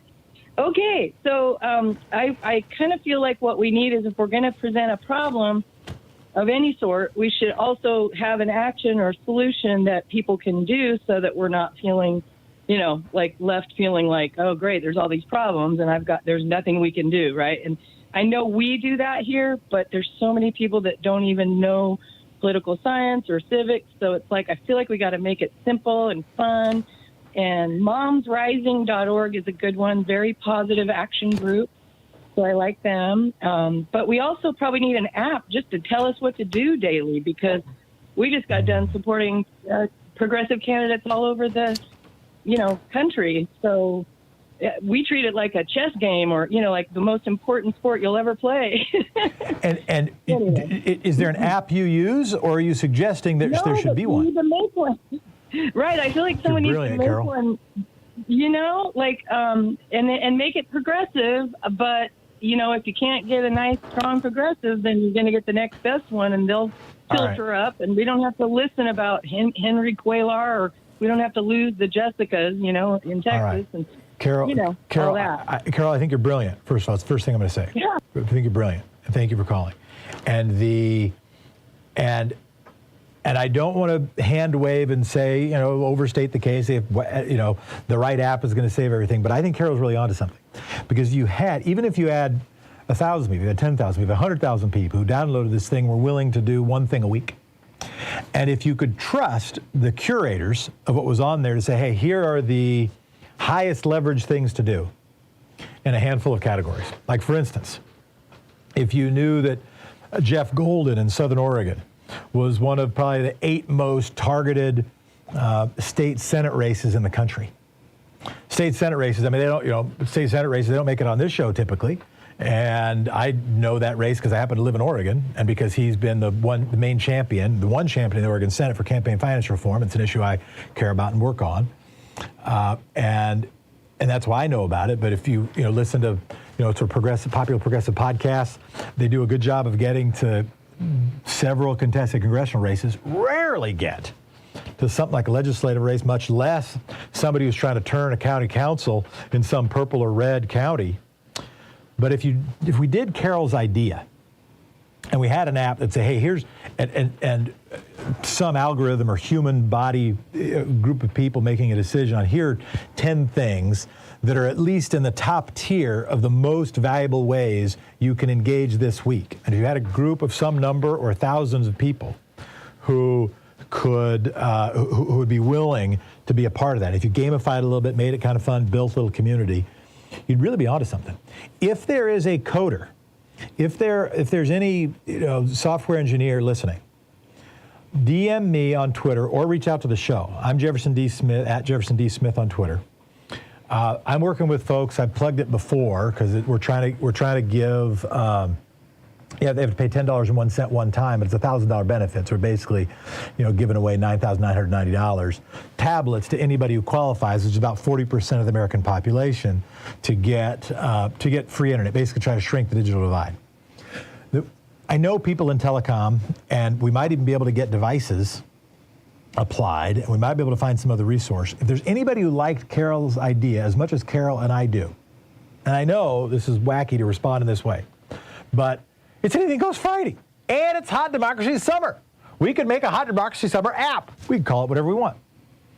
If there is any software engineer, hit me in the DMs. Slide into my, I think that means something different. ping me on the DMs if you so choose, or reach out to the show, because I'm genuinely interested. It's Hot Democracy Summers. Anything Goes Friday. Next going is Tom from Saugus, Massachusetts. I hope I'm pronouncing everything correctly. Yes, you are. I'm amazed that you knew it was Saugus, because I didn't tell the woman that, although I've called in the past. Somehow she must have known me. Tom, you're the only Tom I know, and I just know the one Tom I know lives in Saugus, Massachusetts. Okay. So I have a proposal that all of the people who can, let's call it the non-essential workers around the entire world, should go on strike for a limited period of time. I don't know what time that would be, a day or 2 days or a week, in order to stop the war in the Ukraine. That's my total proposal. I know it's probably not going to happen. No, I don't believe that. But, I mean, I think I feel like the worst thing, no matter how good I feel in the morning when I wake up, and then I think of the Ukraine, and I said, you're fucked, Tom, to myself. I mean, this world. Sorry, we got to be careful with our language. Somebody else made that decision, but their decision is compliant. Rob from Colorado Springs, you're up. Hey, I just wanted to call in and say I have a proposal for election reform. Oh, go ahead. I think that we should try and get everyone, due to all the election fraud or accusations of fraud and whatnot, let's just take it back to basics. Let's try and make it more simple as possible. And I was thinking about the Iraq election. You remember back in when they dipped their finger in ink. As I recall, they dipped their finger in ink. Right. Yeah. They dipped their finger in ink, and I mean, you had the threat of car bombs going off at election sites and whatnot. I mean, that was a pretty volatile country at the time, still is. But they were able to hold a free and fair election. You're listening to the Thom Hartmann Program. Call 202-808-9925. Should we dip our fingers in ink? That's a question. 202-808-9925.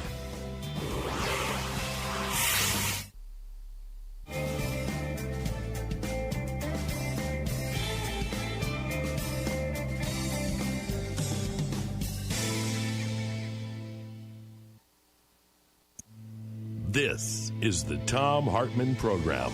Our book today in the Thom Hartmann Book Club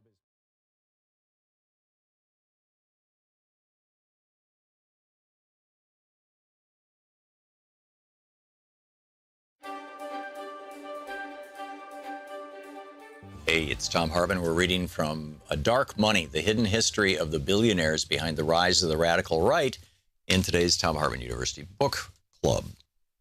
This is from Chapter 11, page 271. The official opening of the 112th Congress took place on January 5th, 2011, when Nancy Pelosi, the Speaker of the House, handed off an oversized ceremonial gavel to her successor, John Boehner. But a new era of ultra-conservative billionaire influence had already begun. Before the public swearing-in ceremony got underway, David Koch, whose donor network had spent at least $130.7 million on winning a Republican majority, was in the new Speaker-to-be's office, ornate office, chatting amiably with his staff. The People's House was under new management, and critics would suggest new ownership. While Koch was a very public presence on the Capitol, his political adjutant, Tim Phillips, the president of Americans for Prosperity, was deep in the inner sanctum of the congressional committee that mattered most to the bottom line of Koch Industries. Phillips's most important destination that day was the House Energy and Commerce Committee, which under the new Republican majority had now increased its power to block President Obama's environmental agenda in Congress.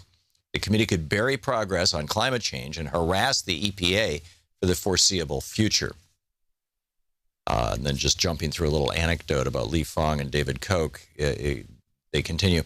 In Plutocrats, The Rise of the New Global Super-Rich and the Fall of Everyone Else, journalist Krista Freeland describes how those with massive financial resources almost universally use them to secure politics and policies beneficial to their interests, often at the expense of the less well-off. In the United States, a number of studies have shown that in recent years, this tendency has distorted politics in very specific ways. In a study he conducted for the nonpartisan Sunlight Foundation, the political scientist Lee Drutman found that increasingly concentrated wealth in America resulted in more polarization and extremism, especially on the right. Very rich benefactors in the Republican Party were far more opposed to taxes and regulations than the rest of the country. He discovered the more Republicans depend upon 1% of the 1% donors, the more conservative they tend to be. The 112th Congress soon unfolded as a case study of what David Frum, an advisor to the former President George W. Bush, described as the growing and, in his view, destructive influence of the Republican Party's radical rich. The radicalization of the party's donor base, he observed, has propelled the party to advocate policies that were more extreme than anything since Barry Goldwater and his 1964 presidential campaign. It also led Republicans in Congress to try tactics they would never have dared use before, end quote. Hard data supported this. Harvard's Theta Scott poll found that the House took the biggest leap to the far right since political scientists began recording quantitative measurements of legislators' positions. There was no better example than the Koch's newly won influence over the House Energy and Commerce Committee. In the previous Congress, the panel had been chaired by Henry Waxman, the liberal Democrat from California, who had quarterbacked the House's successful passage of the cap and trade bill, only to see it die in the Senate. Now the new Republican leadership stocked the committee with oil industry advocates, many of whom owed huge campaign debts to the Kochs. Koch Industries PAC was the single largest oil and gas industry donor to members of the panel, outspending even ExxonMobil. It had donated to 22 of the committee's 31 Republican members and 5 of its Democratic members, too. In addition, 5 out of the 6 Republican freshmen on the committee had received outside support from Americans for Prosperity. Meanwhile, many of the new committee members had signed an unusual pledge swearing fealty to the Koch's agenda. They promised to vote against any kind of carbon tax unless it was offset by comparable spending cuts, an unlikely scenario.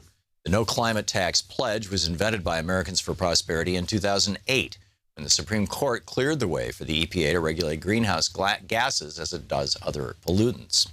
The Koch's pledge was modeled on the enormously successful one that the anti-tax crusader Grover Norquist had used to intimidate Republican lawmakers from raising taxes. But in this instance, it served not a cause so much as a company.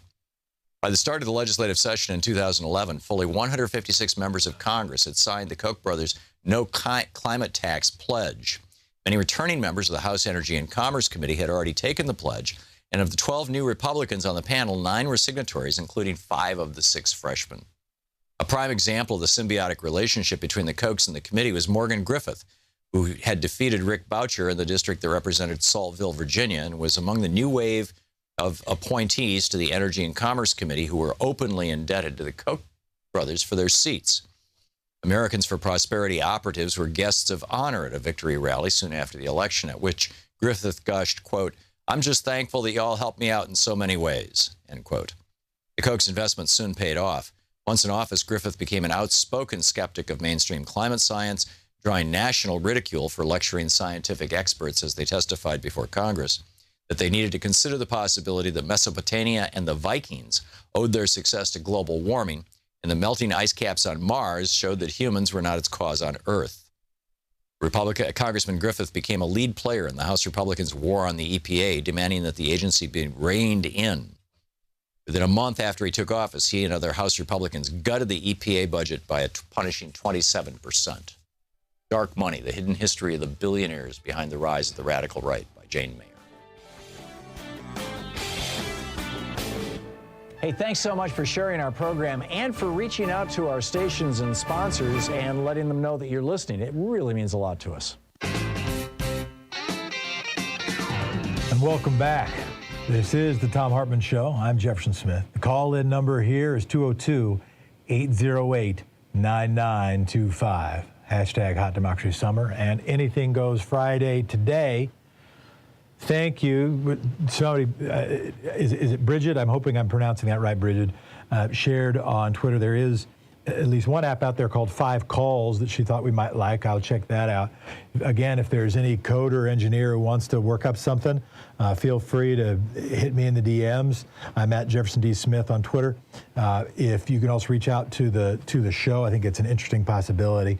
I did want to say something about democracy, and that the old office, during a break, the Sean, who makes this show go, reminded me that in the old studio, the walls were littered, or at least decorated, with anti-Dick Cheney paraphernalia. I want us to play the ad that I think some of you have seen that is running in Wyoming right now in the context of the Republican primary that is, I think, August 15th or August 16th in Wyoming for their one congressional seat. It's not a big state, so they have more senators than they have members of House Representatives, if I'm getting that right. I think I am. I want to play you, in case you haven't heard it, or just to remind you if you have, what Dick Cheney is saying to voters in Wyoming right now. Let's play that. In our nation's 246-year history, there has never been an individual who is a greater threat to our republic than Donald Trump. He tried to steal the last election using lies and violence to keep himself in power after the voters had rejected him. He is a coward. A real man wouldn't lie to his supporters. He lost his election, and he lost big. I know it, he knows it, and deep down, I think most Republicans know it. Lynn and I are so proud of Liz for standing up for the truth, doing what's right, honoring her oath to the Constitution, when so many in our party are too scared to do so. Liz is fearless. She never backs down from a fight. There is nothing more important she will ever do than lead the effort to make sure Donald Trump is never again near the Oval Office. And she will succeed. I am Dick Cheney. I proudly voted for my daughter. I hope you will too. I'm Liz. I am not here to praise Caesar or Dick Cheney or to bury him or them any more than I am here to be an aficionado of George Bush the Younger's art projects or his friendly pictures with Michelle Obama. I do at least think it's interesting. I do at least think that a former Republican vice president who is nobody's moderate, who has not only taken a stance against a very recently ensconced Republican president, but is willing to say that they're the most dangerous threat to American democracy, is important and notable. And one of the reasons why I think there is right now an opportunity, I don't know what's going to happen in Liz Cheney's race. I think one thing people can do is, particularly if you got any links, any ties at all to Wyoming, you know, spending a few days in Wyoming to help them make phone calls and knock on doors, you know, might not be a horrible way to spend time. But I think it demonstrates the opportunity and the need to build a supermajority in favor of democracy. I'll tell you, by the way, although it wasn't asked, I think part of what's going on is Dick Cheney has close ties to the national security apparatus. He and John McCain, I mean, that was sort of from whence they came, right? That was their power base, was the conservative national security apparatus. I think it's pretty clear that folks in the national security apparatus had pretty important intelligence about Donald Trump and shared that intelligence to their allies, including John McCain and Dick Cheney. That's not the most important point I wanted to make. The most important point I wanted to make is about democracy, but at least it's interesting. Let's go to the phones. We got James, who is from Lakewood, Washington. James, go ahead. Hello, Jefferson. It's good to hear you. Good to hear you, James. Thank you. Hey. I watched that Dick Cheney thing. Yeah. And I do believe that, you remember the story, the frog and the scorpion? Right. Okay, I believe Liz Cheney is the scorpion. Interesting. But anyhow, I watched Joy Reid last night and this morning again, and she has a deal on about Viktor Orban and how the instrumentalist behind the problems in the globe that we're having right now is Vladimir Putin. And what he is doing is destroying democracy from within.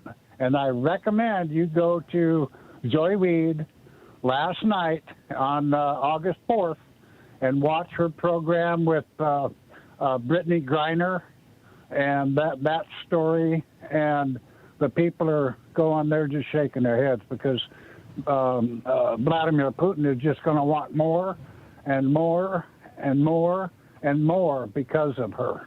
And she stuck her foot in it.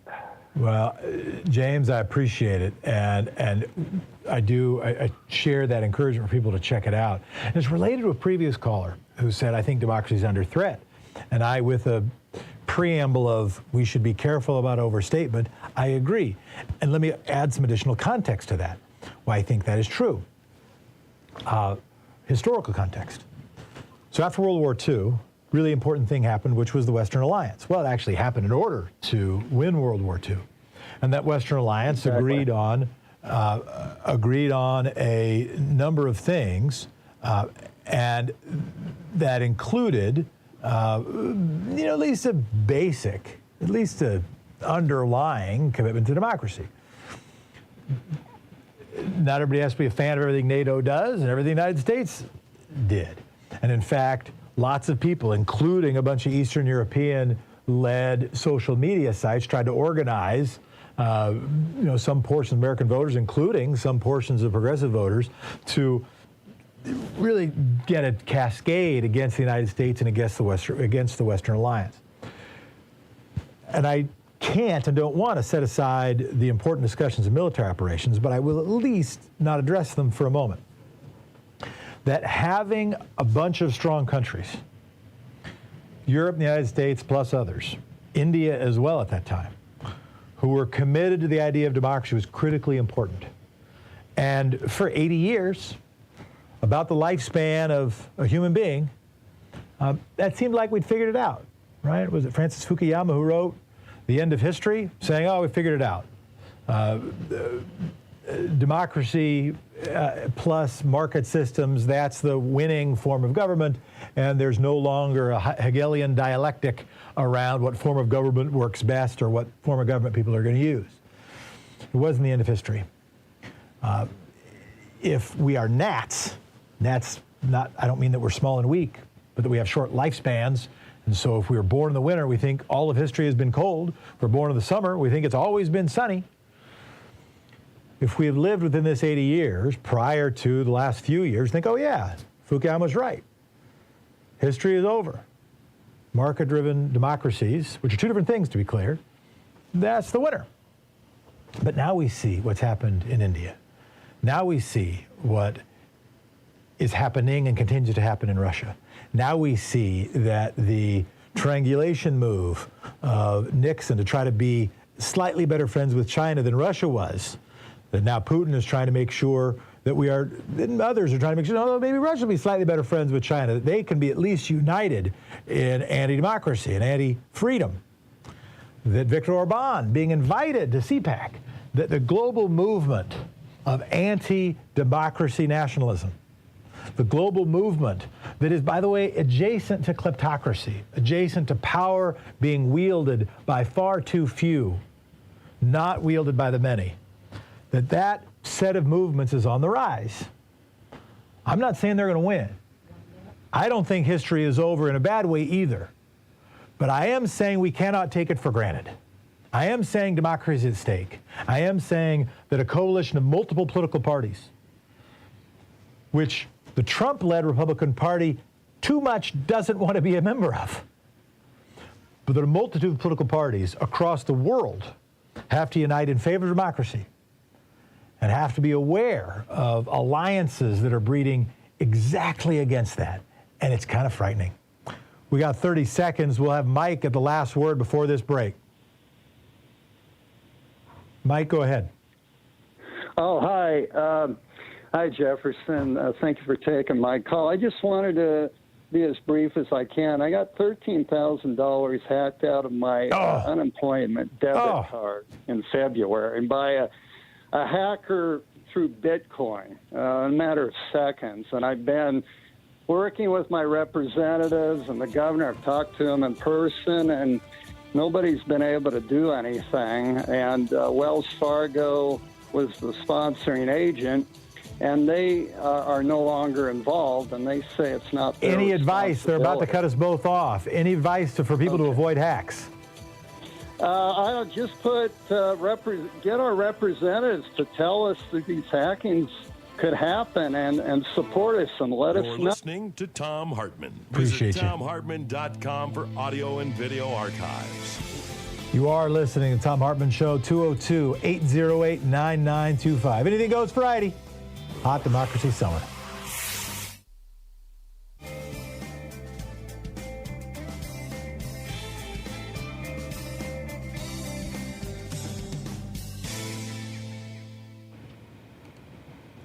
Jared from Abbeville, go ahead. Good afternoon. Howdy. Yes, I was going to say, don't you think it's okay now? Maybe Russia could put some missiles or other type of weapon system back in Cuba, since we're going to probably have some type of asset on their border. Do I want Russian nukes in Cuba? I don't. If that is a question that is tongue-in-cheek, I get the joke. My hope is, oh man, this stuff gets so complicated. My hope is that multilateral power in Europe can outlast the Putin regime, and that Russia can, in the intermediate, not the immediate, but in the intermediate future, certainly the long-term future, can join a pro-democracy project. At this moment, how do we deal with it? Oh boy, well, I suspect there are callers who have a view. We had a caller calling in a moment ago, Kirst, who had a maybe somewhat controversial view. But I do think that Putin has misplayed and overplayed his hand. And I think that it was seen, heck, 10 years ago, Donald Trump was making the case that he thought NATO was an anachronism. Why are we spending all this money on the national defense of other countries? It's a waste of money. He's been making that case, but he made that case in Japan in 1987 when people who looked at it have suggested, well, maybe that was right after he got back from a trip from Russia. Maybe that's when he made friends with folks over there, and why he started immediately upon his return, took out a full-page ad promoting precisely Russia's position on Americans' relationship with Japan. Basically, why are we spending all this money trying to help their national security? I think Putin's move has backfired, because I think now folks in Europe are like, wait a minute, maybe we do need to be in cahoots, because we thought the era of invading and taking over countries, we thought the era of colonialism by point of the gun or bomb, how that guy was over. Well, if you live anywhere near Ukraine right now, you recognize it's not over. It's Anything Goes Friday, but we didn't think that was something that was going to go. Ron from Roanoke, you're up. Hey there. I'm not from Roanoke. I'm from Southwest Virginia. All right. But I appreciate that. Thanks for hosting too, Jefferson. Thanks, I wanted to talk about how we don't really have any good journalists anymore on the progressive side. We've had people like Gavin McInnes and Glenn Greenwald, and they've totally drank the Kool-Aid. I mean, Gavin McInnes, he founded the Proud Boys, and then Glenn Greenwald was just licking Alex Jones' toes not a week ago. It's weird, isn't it? What has happened to these people to drink the Kool-Aid the way that they have? And and even Bob Woodward, he's had all these earth-shaking revelations, but he won't even give them to the public until after his book is published, which is absolute horsepucky. So what in the world can we do to get good journalism back in the public eye? What a great question. I want to take that after the break. The short version is, it's why I so appreciate this show. It's why I so appreciate the people who build it. Why I so appreciate Tom. Why I so appreciate each of you who listen, who engage constructively, because there's got to be a community, a pro-democracy media community, and y'all are a big part of it. We'll be back.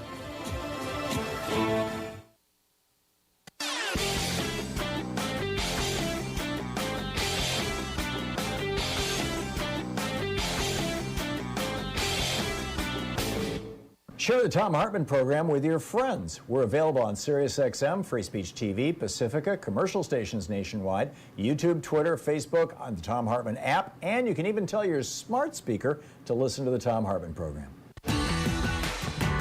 It's Hot Democracy Summer. What are you doing for Hot Democracy Summer? What is a way that people can be prepared for September and October when we need big field campaigns out there to help make sure that folks are mobilized and persuaded and make sure that people are registered and vote? That one of the obvious reasons why Donald Trump why he suffered a multi-million vote loss, did not suffer even by a larger voting margin, why right now it's a 50-50 plus a vice president, U.S. Senate, why state legislative races didn't cascadingly vote blue despite early polls indicating it. One of the reasons was for the first election, I don't know, I'm not going to say ever, but in a long time, the door-to-door program, the grassroots program by Republicans, was more robust than by Democrats, in significant part because Democrats were more heeding to COVID social distancing mores, and Republicans were just having at it. That now, this election, there needs to be, like there was in Kansas around a woman's right to choose, there has to be a wave of participation in activism, a wave in participation on voting, and not only in congressional races. And I don't mean even just say all up and down the ballot, because that tends to say, I don't even like the idea of it's up and down the ballot, all the way through and inside and around the questions of democracy that are facing your community, ways that you can engage and have an impact. Find that county clerk's race, find that county council race, find that county judge race, find that city council race, find that mayor's race. A mayor in a suburban or rural county, to say nothing of a mayor in an urban county, that might actually be the way you get real progressive headway in your community. Somebody who can demonstrate problem solving, who can show that we're stronger together, more apart. That person can be a candidate for Congress, candidate for governor, candidate for U.S. Senator, and maybe more importantly, in the near term, can make real impact on people's lives. An old joke, woman goes to a house party fundraiser for her member of Congress. And this member of Congress has just been appointed to the International Affairs Committee, a very important post. In fact, is the ranking member on the International Affairs Committee, and is talking about the engagement around major treaties in the world. The woman raises her hand. She says, "Excuse me, I have this pothole outside my house. What should I do about it?" The congressman in this house party kind of looks around, kind of chuckles a little bit, and says, "Oh, ma'am, I don't know if you were paying attention, but I don't know if I was clear around it. I don't know if I was communicating well, but I'm doing all this wonderful stuff. There's a chance right now to broker a really important trade treaty with this other set of countries." She says, "Oh no, that sounds very, very important, but what do I do about this pothole outside my house?" And he says, "Ma'am, I'm a member of Congress. I think you should probably call your city councilman." And she says, "Oh, sir, I would never reach that high." But ultimately, that when the phrase was uttered, all politics is local, that is not only a trite phrase, it's also going to have the most impact and where a lot of people care about it. So engage her. What do you want to do for Hot Democracy Summer? What impact can you have? 202-808-9925. 202-808-9925. Let's go to Frank from Chicago, the Windy City. How you doing, Frank? I'm well. How you doing, Jefferson? Can you hear me? I can hear you. Good. Thanks for putting me on. Speaking of locally, I did not know what to do, but I contacted every alderman in the city of Chicago, that's 50 of them, for a state of Oregon type bottle bill for plastic beverage bottles. Oh, that's great. Yep, and then I revised it a little bit to go with glass and aluminum.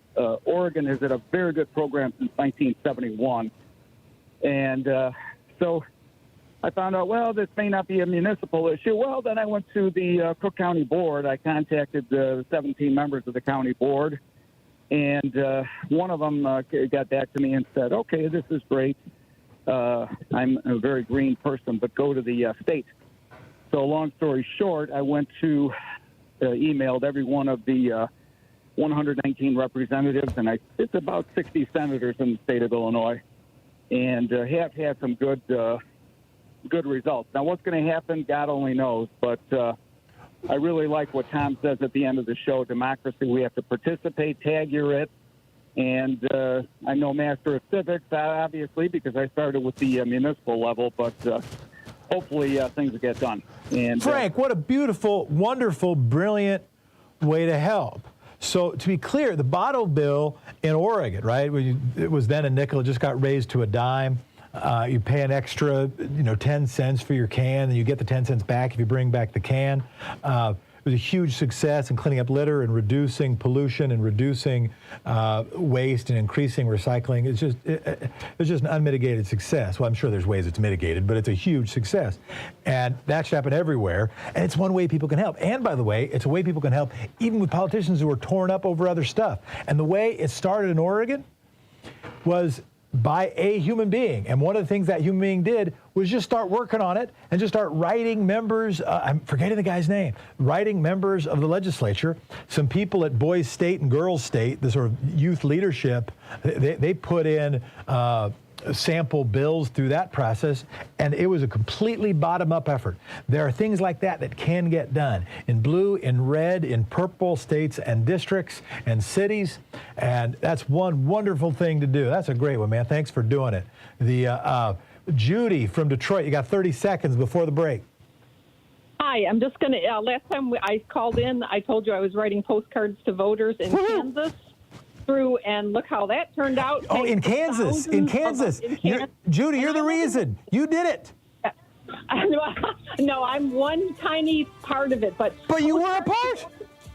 Postcardstовoters.org. Anyone can do it. Go to that website. Help places that need it by writing postcards. It's easy. It's fun. It works. Postcardstовoters.com just played a role in a close race in .org, in Kansas.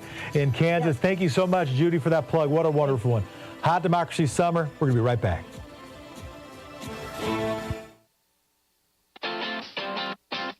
You're listening to Thom Hartmann.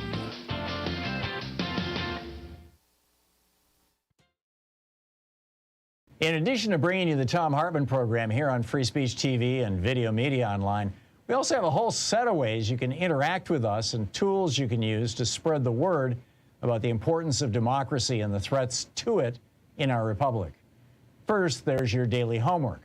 Sue Nethercutt puts together a daily email newsletter that has a link to every story I discuss on the air, so you can find my sources and you can share them with your friends. It's free and you can sign up at thomhartmann.com. Second, I publish my daily take every day over at the hartmannreport.com website.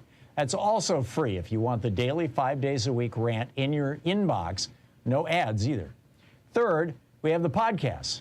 There's the free 1-hour version of our daily show that's advertising supported. You can find that wherever you get your podcasts normally.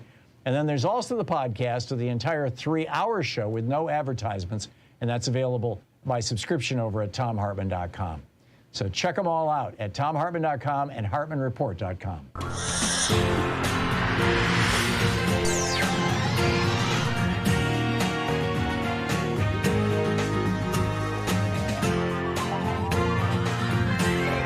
We take life back!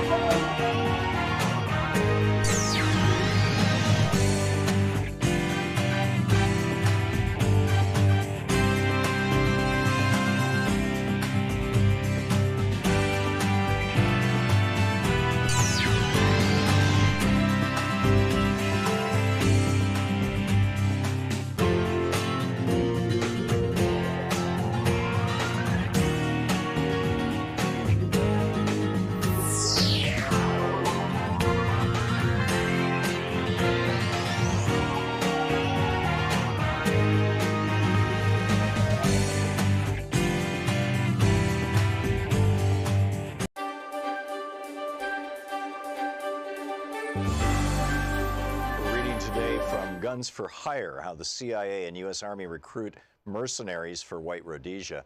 It's a historical reprint of what appears to be a 1979 pamphlet, basically. This is from the introduction. It does have an ISBN number. It is available in book sources. In Zimbabwe, Rhodesia, actually this must have been published post-1980 because they're referencing Zimbabwe. In Zimbabwe, Rhodesia, 270,000 white settlers, mostly immigrated since World War II, controlled the government and economy, ruling over the 7 million black Africans. The Zimbabweans cannot vote. They have been forced off the bulk of the arable land, and they have no democratic rights whatsoever. All labor performance in Zimbabwe is black labor, and it is intensely exploited, often at less than subsistence wages. Zimbabweans have been fighting European invaders since the early 17th century. Since the 1890s, they have been directly ruled by Europeans, at first in the form of a private British corporation, the British South Africa Company. Since 1923, direct political rule has been in the hands of the white settlers, currently led by Ian Smith and his fascist Rhodesian Front Party. It's important to note that the white settlers were originally given this direct local power as a, quote, self-governing colony of the British government, thereby creating a master-caretaker relationship.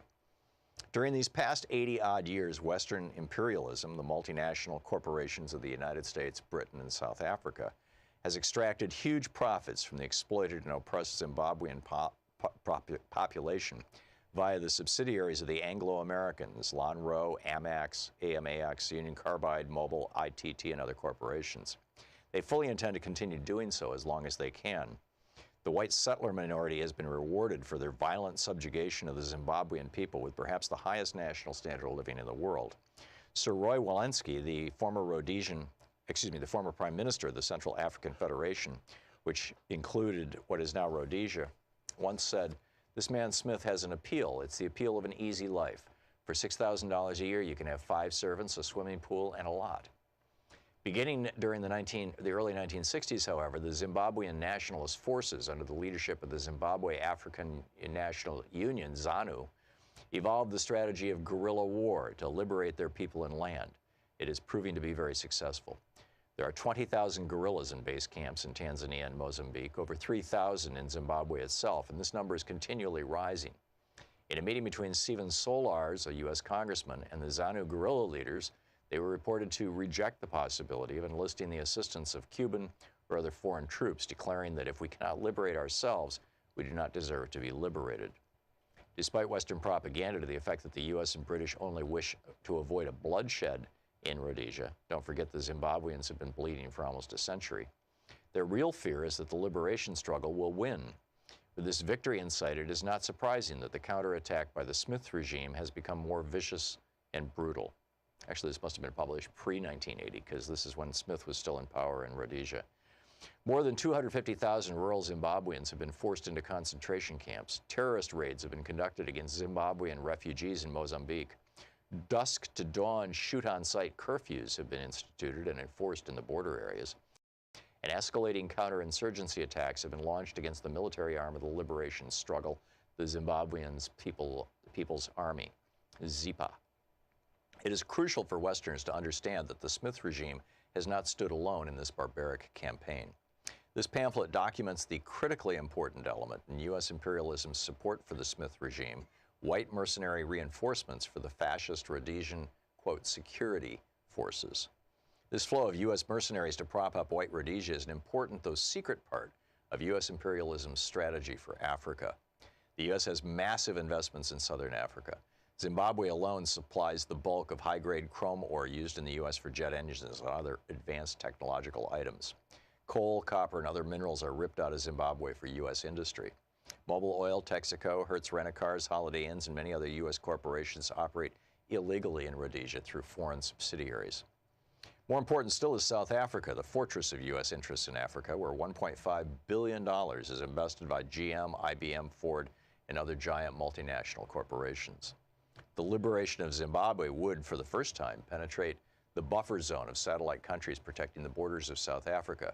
South African guerrilla fighters, who are already training by the thousands in camps in Tanzania and Zambia, would have direct access to re-enter their land and accelerate the liberation struggle. Knowing that the stakes are high, U.S. imperialism has worked to strengthen the white supremacist outposts in Africa, although at times this had to be done covertly. In 1970, the Nixon White House approved Henry Kissinger's Operation Tar Baby strategy, based on Option 2 of the secret national study Security Study Memorandum number 39, this strategy essentially called for covert military assistance, including direct exchanges, so the South African troops could be trained in the U.S. in specialized tactics and weapons. This would be done while the U.S. tried to convince Africans that it was on their side. This is from the pamphlet number 39, that Kissinger memorandum. We would maintain public opposition to racial oppression, but relax political isolation and economic restrictions without openly taking a position undermining the United Kingdom and the UN on Rhodesia. We would be more flexible in our attitudes toward the Smith regime. And it goes on from there. Guns for hire. Recalls on.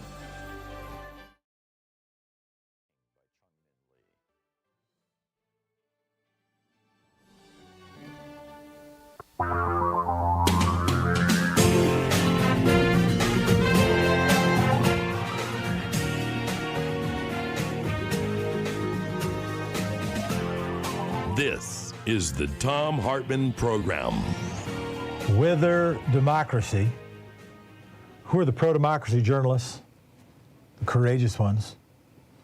Who's worth following? Who's worth listening to?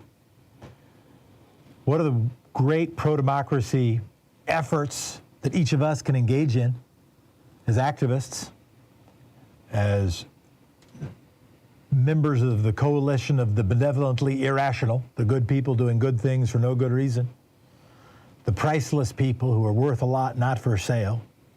What can we do? How can we engage this August? Daylight's burning in hot democracy summer. Because to be clear, it is the summer when the fall field campaigns, the flex, when the muscles are built, the sinews are honed for the flex of the get out the vote efforts in the autumn. Those muscles are developed and built and strengthened. The protein is eaten during the summer, right now. So what are you doing? What do you think other people should do? What do you want to plug? The postcards to voters thing, that thing's dope. Helping Kansas voters understand what's at stake. Personal, human postcards. So not everything seems like a hugely funded marketing campaign, but so that we understand what democracy is supposed to be is human beings getting together and figuring out how we're going to make this work. How we're going to get along. How we're going to solve problems. Identifying those problems. Figuring out the solutions. How we're going to make the world a little bit better rather than a lot worse. And a little postcard, just human words. A little more authentic. It works. That's one thing. What's another thing? What do you want to do? 202-808-9925, 202-808-9925.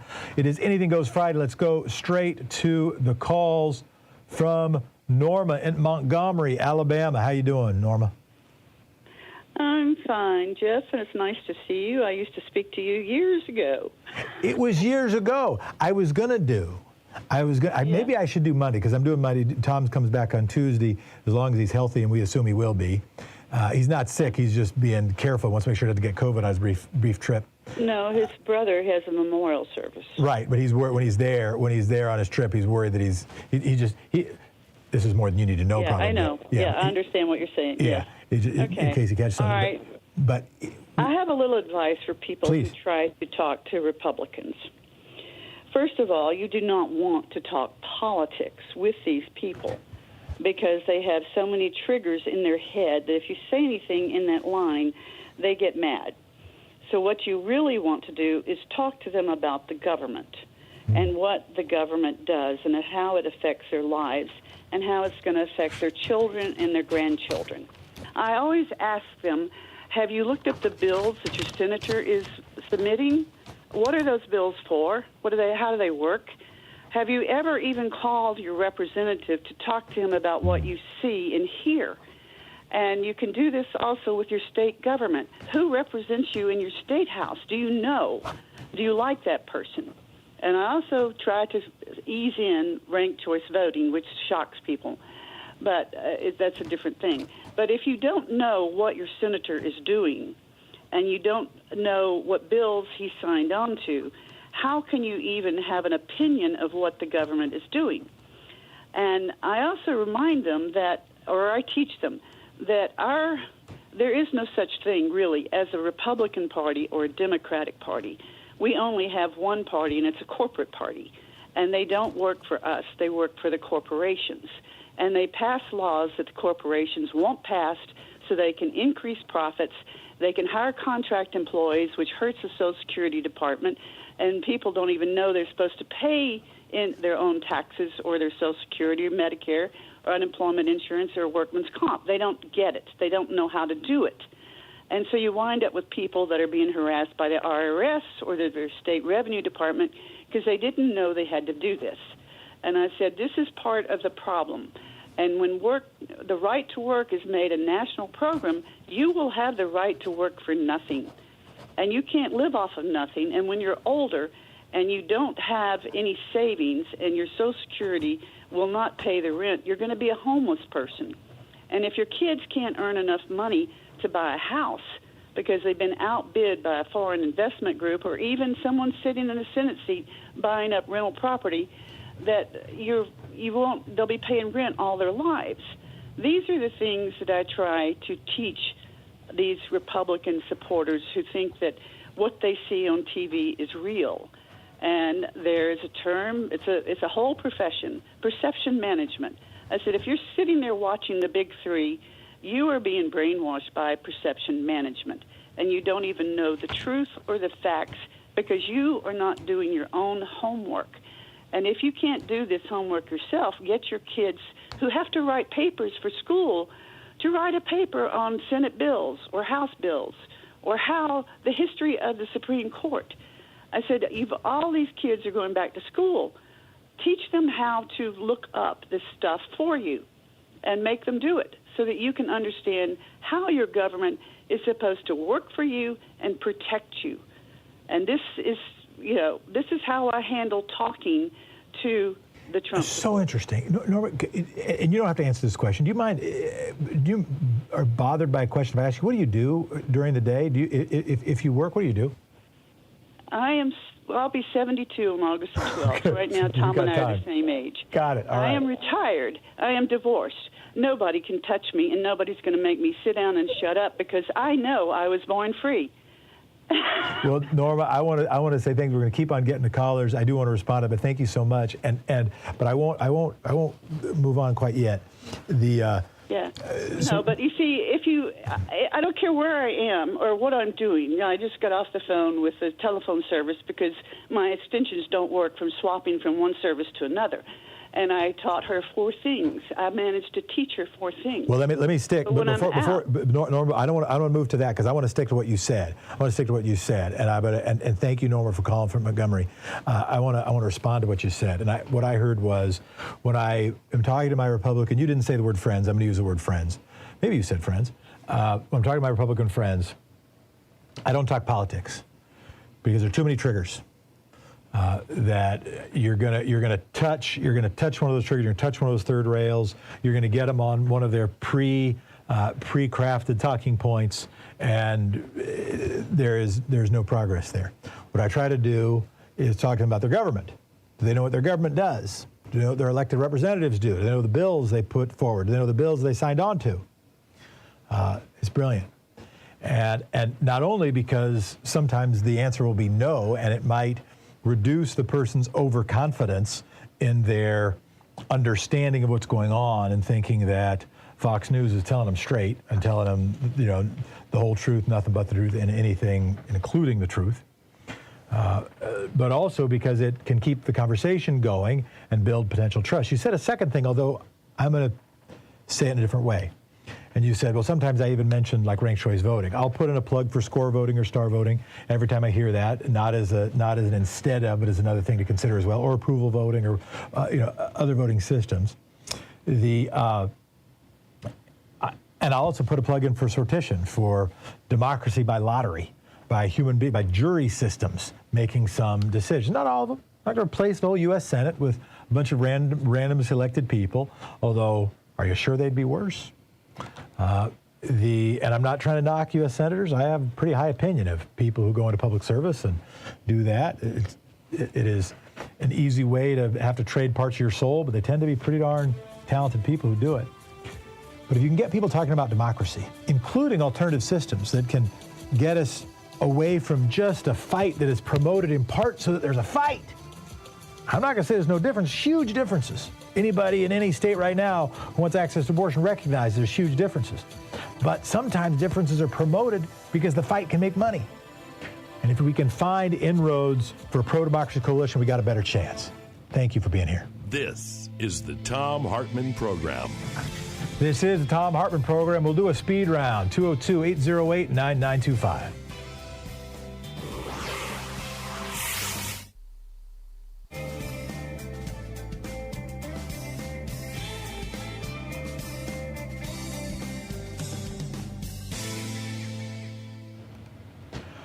Lowell from Salem, you're on.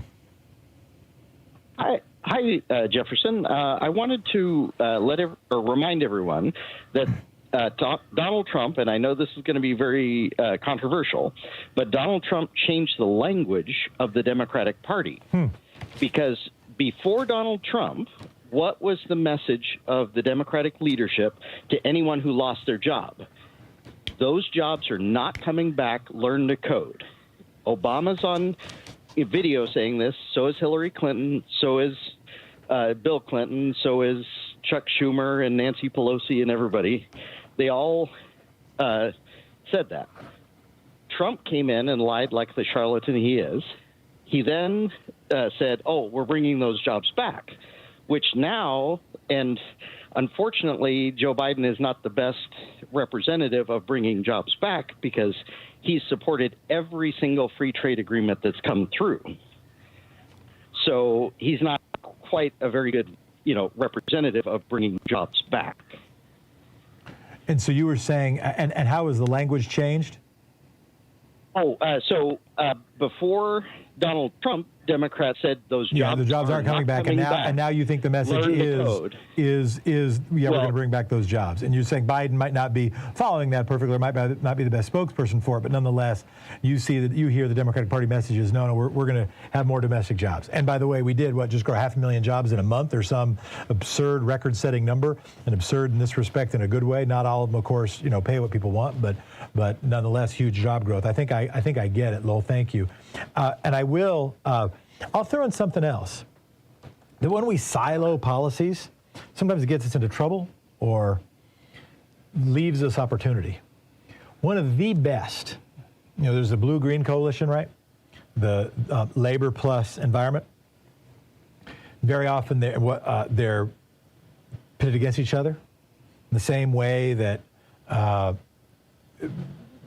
anti-democracy forces try to pit races against each other, religions against each other, different sectors of poor and middle-class people against each other.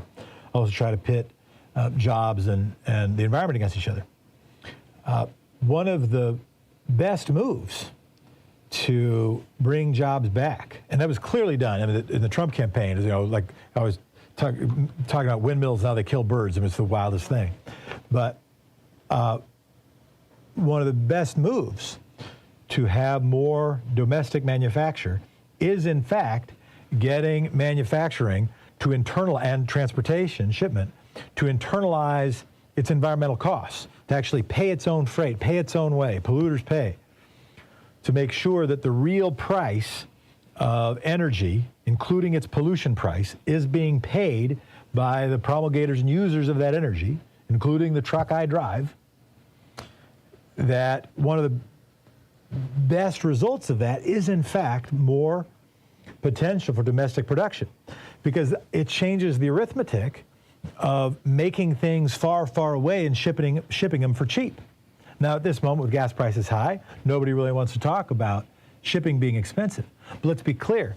If people were given a climate dividend, if people were getting a little bit of check like they get in Alaska, a little check for anything that was, if somebody overuses gas or overuses coal, they just internalize the cost, pay what it actually costs, and that money is used, divvied up among human beings, sent to them, so everybody gets just a little bit to get going. And shipping wasn't subsidized, so they had to pay the real cost. That would actually build manufacturing jobs here, because all of a sudden, making it local would make more sense. You're listening to Thom Hartmann Show, 202-808-9925.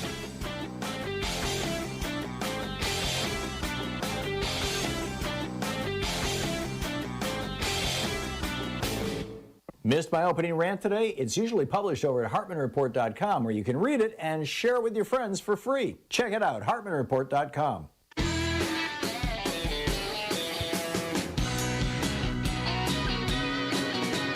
And we're back. It is the Thom Hartmann Program. I'm Jefferson Smith.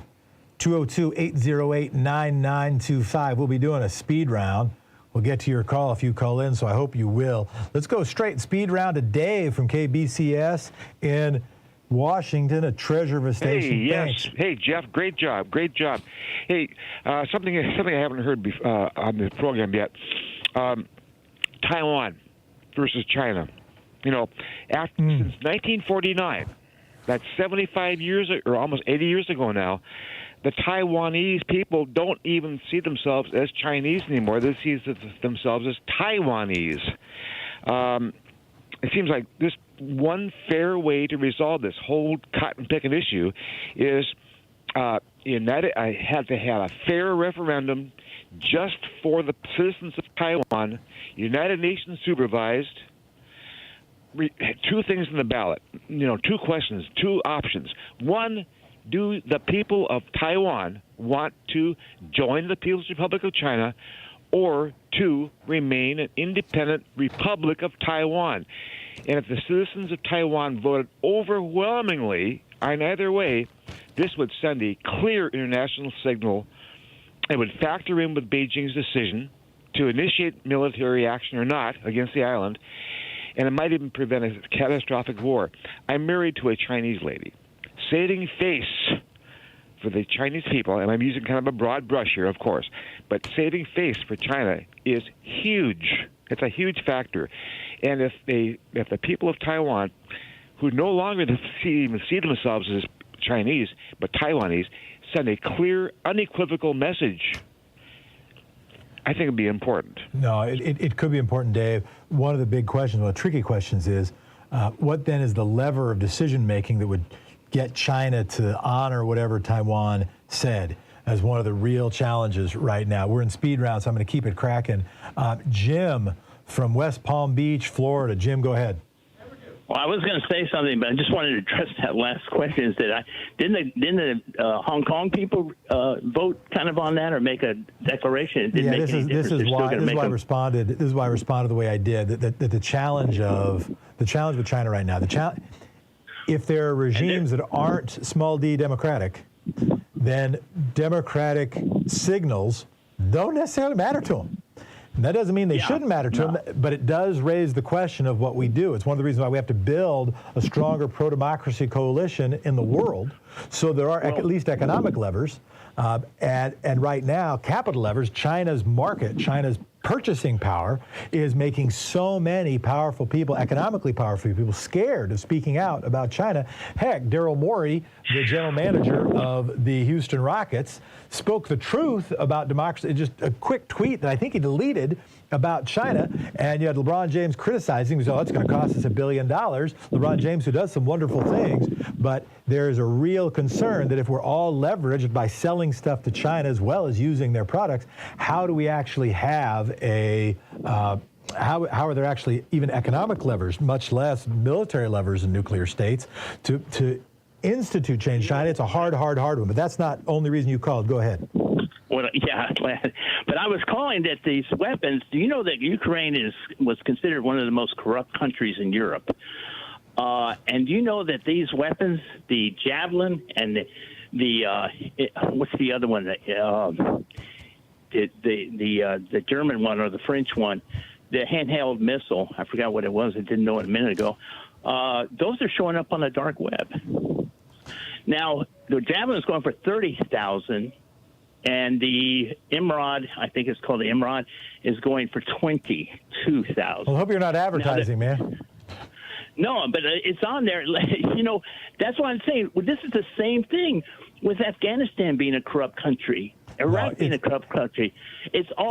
When you put money in a corrupt country, you're throwing money down a dark hole. It just disappears. So, where I agree is that it's a mess. Middle East is a mess, and we have to be really careful with what happens and have to recognize that not all the resources get used well. I would stop short of saying it's going down a hole. Some of it will go down a hole, but some of it will still find its home. Where you apply that resource is a good question. But if Russia is let to go entirely unfettered through Eastern Europe, then what is Western Europe going to have to say about that? So it's tricky. Let's go to Johan. Johan in Los Angeles. Go ahead, Johan. Senate rules. Yep. I saw the latest ad between the Oz and Fetterman. Yeah. Don't they have the laws for each candidate that they must live a certain amount of years before they run for public office? Thank you, Johan. So the question I heard was, aren't there residency requirements? There residency requirements for U.S. Congress? Yeah, but not as thick as you think. For instance, you don't have to live right in the congressional district you're running in, but it tends to be practically important because it's always used in the campaign against you. And remember, Hillary Clinton, right? She ran and won in New York. She was a lawful and legal resident of New York. It was totally appropriate. But she hadn't lived her whole life in New York. She had grew up in Chicago and then lived in Arkansas with her husband and family. So, bagging with a carpet to another place is a time-honored tradition in American politics. It ends up getting priced into the political decisions of the voters and might be a reason that Oz doesn't win, but hopefully that's at least a response. We got about 25 seconds. John from North Carolina. The Taiwanese people don't even see themselves as Chinese anymore. They see themselves as Taiwanese. It seems like there's one fair way to resolve this whole cotton. I agree. That sounded like we were hearing that one again. Appreciate it. Sean from Walden will come back to you right after the break. You're listening to the Thom Hartmann Show. We're going to be doing speed round 202-808-9925. 202-808-9925. It's Hot Democracy Summer, and anything goes Friday. They're priceless.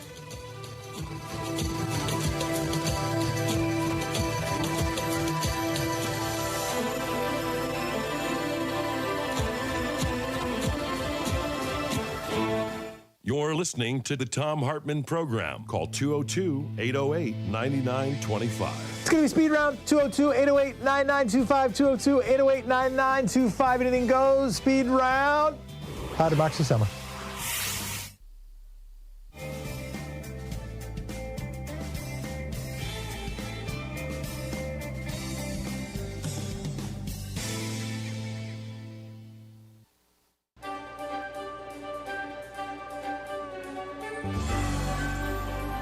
Our book today in the Thom Hartmann Book Club is Homewreckers by Aaron Glantz, a Pulitzer Prize finalist. The subtitle is How a Gang of Wall Street Kingpins, Hedge Fund Magnates, Crooked Banks, and Venture Capitalists suckered millions out of their homes and demolished the American dream. It's quite a subtitle. This is from chapter 21, titled Triumph of the Homewreckers. Donald Trump took the oath of office on a chilly Friday morning, delivering an inaugural address that promised an end to the corruption and impotence that had widened America's historic wealth gap. He understood that his victory had been propelled by harnessing the public's rage and envy at having been left behind in the economic recovery, and that he promised that he would not forget it. Evoking FDR's famous Forgotten Man speech from 1932 that promised to prioritize the needs of, quote, the man at the bottom of the economic pyramid, Trump declared, quote, the forgotten men and women of our country will be forgotten no longer. Politicians had prospered, he said, but jobs had evaporated, factories closed. Quote, the establishment protected itself, but not the citizens of our country. Their victories have not been your victories. Their triumphs have not been your triumphs. And while they celebrated in our nation's capital, there was little chance to celebrate for struggling families all across our land. This all changes, starting right here and right now, Trump proclaimed. Because this moment is your moment. It belongs to you. This is your day. This is your celebration. End of quote. The moment, however, belonged not to the great mass of struggling Americans, but to the new president's most ardent supporters, flamboyant businessmen who profited off the pain of the housing bust and were now poised to steer the ship of state for at least the next 4 years. As Trump reached out his hand and swore to preserve, protect, and defend the Constitution of the United States of America, his close friend and inaugural committee chair, Tom Barrack, stood behind him. smiling in a blue scarf and black overcoat. Afterward, Barack and Trump embraced at the U.S. Capitol's inaugural platform. The homewreckers had arrived. Barack didn't take an official position in the Trump administration, reportedly turning down an offer to be White House Chief of Staff, Treasury Secretary, or Ambassador to Mexico. Roger Stone told me he could have had any position he wanted, but working for the government would have meant making a lot less money. I don't think he has the belly for public service, Stone observed. Other homewreckers had no such qualms. If they changed the rules of the game now, they could make more money later. Steve Mnuchin, by now dubbed the foreclosure king by his critics, was confirmed as Treasury Secretary. His top deputy at One West, the bank, Joseph Otting, became the nation's chief bank regulator, the comptroller of the currency. Wilbur Ross, the bankruptcy tycoon who bought Florida's Bank United, became the Commerce Secretary, charged with everything from negotiating trade deals to overseeing the U.S. Census. Steve Schwarzman, the chairman of Blackstone, became chair of the White House's Strategic and Policy Forum, a group of business leaders who were to meet regularly with Trump. Jamie Dimon of J.P. Morgan Chase was named vice chair. Though the group disbanded over the summer after Trump's statement that bigotry and violence on many sides were responsible for a white nationalist's killing a counter-protester in Charlottesville, Virginia, Schwarzman, along with Barack, is said to be among a small group of outsiders, including Sean Hannity, who are put directly through to the president rather than being routed through the normal communications channels. Hannity reportedly chats with Trump nightly. Schwarzman has flown on Air Force One. On February 12, 2017, less than a month into Trump's presidency, while the commander-in-chief was dining with Prime Minister Shinzo Abe of Japan at his Mar-a-Lago golf club, Schwarzman threw a massive 70th birthday bash at his Four Winds estate, barely a mile and a half away. This time, neither Donald nor Melania Trump could make it, but daughter Ivanka and son-in-law Jared Kushner did, along with Mnuchin, Ross, and a who's who of high finance and culture, from Henry Kravis, co-founder of the hostile takeover firm Kohlberg Kravis Roberts, to the fashion designer Donatella Versace. The party featured live camels, trapeze artists, fireworks, and a gondolier. Schwarzman's tennis courts were covered with Asian-themed staging. The man who'd hired Patti LaBelle to sing Happy Birthday for his 60th was serenaded by Gwen Stefani on his 70th. After Happy Birthday, the peroxide pop star took a, quote, a quick twirl with the birthday boy around a dance floor constructed inside a two-story tent where acrobats shimmied and jumped, the New York Times reported. Unlike a decade before, when Schwarzman's glorious pre-bust bash sparked condemnation from sources as conservative as the Wall Street Journal, this time the festivities sparked very little blowback. In her story, Bloomberg reporter Amanda Gordon reveled in the comparison with Schwarzman's 60th. There were some differences, though, she wrote. Remember that beautiful fur coat on Melania Trump? It was New York in February on a weeknight. This time, no bundling required, with many folks golfing and swimming all day before a balmy night and fireworks alongside a full moon. Howard Marks, the co-chairman of Oak Tree Capital, a vulture firm that had bought and flipped 3,000 foreclosures, told Gordon, quote, "The world is an uncertain place. A lot of people are unhappy with a lot of other people. There are a lot of things that people are upset about. So it's nice to have an evening where everybody's happy, harmonious, and upbeat." End quote. There was a lot of celebrating to be had. In June, the gang got together for the marriage of Steve Mnuchin and his third wife, actress Louise Linton, almost 2 decades younger than him. And then it continues from there. The book is Homewreckers by Aaron Glantz.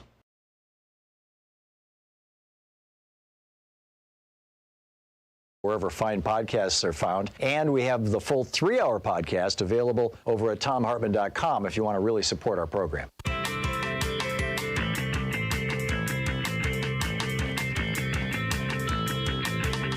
And we are back.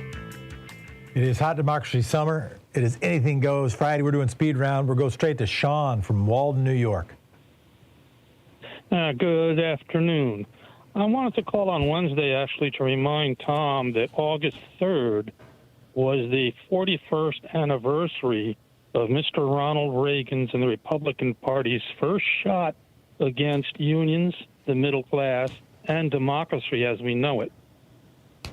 Was that the air traffic controller strike? Yes, it was. Yeah. And their policies, culminated, with more lies from the Republican Party because, they could get away with it. That's what started the whole strike. And Reagan being in was the lie of Reagan that to the union that he would do everything he could to improve conditions in the air traffic system. And lies continued to follow after that, culminating in the final result, that being Donald Trump. Well, I appreciate that reminder, Sean. We're on speed round. We'll keep it cracking. But yeah, I will just say quickly that I had just barely been born when that happened. And when I learned about it, I was like, well, air traffic controllers, how important is that? I think in my life I have underappreciated the critical nature of workers' movements in building a democracy movement, right? I just outed myself as an idiot by saying what I just said. But I think so many in my generation underappreciated, undervalued how critical it was that something like the air traffic controller strike impacts a lot more than air traffic controllers. So thank you for the call. Bob from Oklahoma. Hello, Jeff. Hello.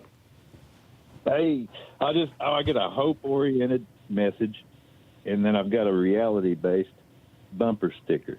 All right. What's your bumper sticker? I hope it's PG rated. It is. My hope message is that you're talking about manufacturing, and I want people to talk about what we're manufacturing and how we do that in regards to the environment and natural resource management. But my bumper sticker is fascists are dying to make war. Bob, we're having some issues with the connection. Try saying the bumper sticker again if we can. Fascists are dying to make war. Got it. So I appreciate it. If you've got a bumper sticker that you're rocking for Hot Democracy Summer, feel free to tweet it out. You can tag the show. You can tag me at Jefferson D. Smith. You can also call it in during speed round. We're going to go to Lawrence. By the way, I got two bumper stickers right now. I got one bumper sticker, just one word, democracy, and I got an American flag. It's on the back of my F-150. It's tactical. Lawrence from Magdalena, New Mexico. Lawrence, you're up. Yes, sir. I have just a comment. Standard Form 86, which is a form used by the FBI to conduct background investigations, and I believe that from the top of the government all the way down, everyone should be vetted. It appears that the president, maybe the vice president, is not vetted. They're exempt, but their exemption really opens up a can of worms. Yeah. I think Donald Trump just went on because Jared Kushner could not pass or could not withstand the vetting. He just said, don't worry about it. Just go ahead and give him the clearance that he needs. Yep. And of course, we know what the result of that was. And I guess that's my point. I just wanted to put it there. I appreciate it, Lawrence. And yeah, it is one of the threats to small d democratic systems is, or maybe some of the most important array of threats are built in to its strengths. So one of the most important factors of the country is a civilian-led government, a civilian-led military, is that the ultimate authority is selected by voters, not merely the military hierarchy.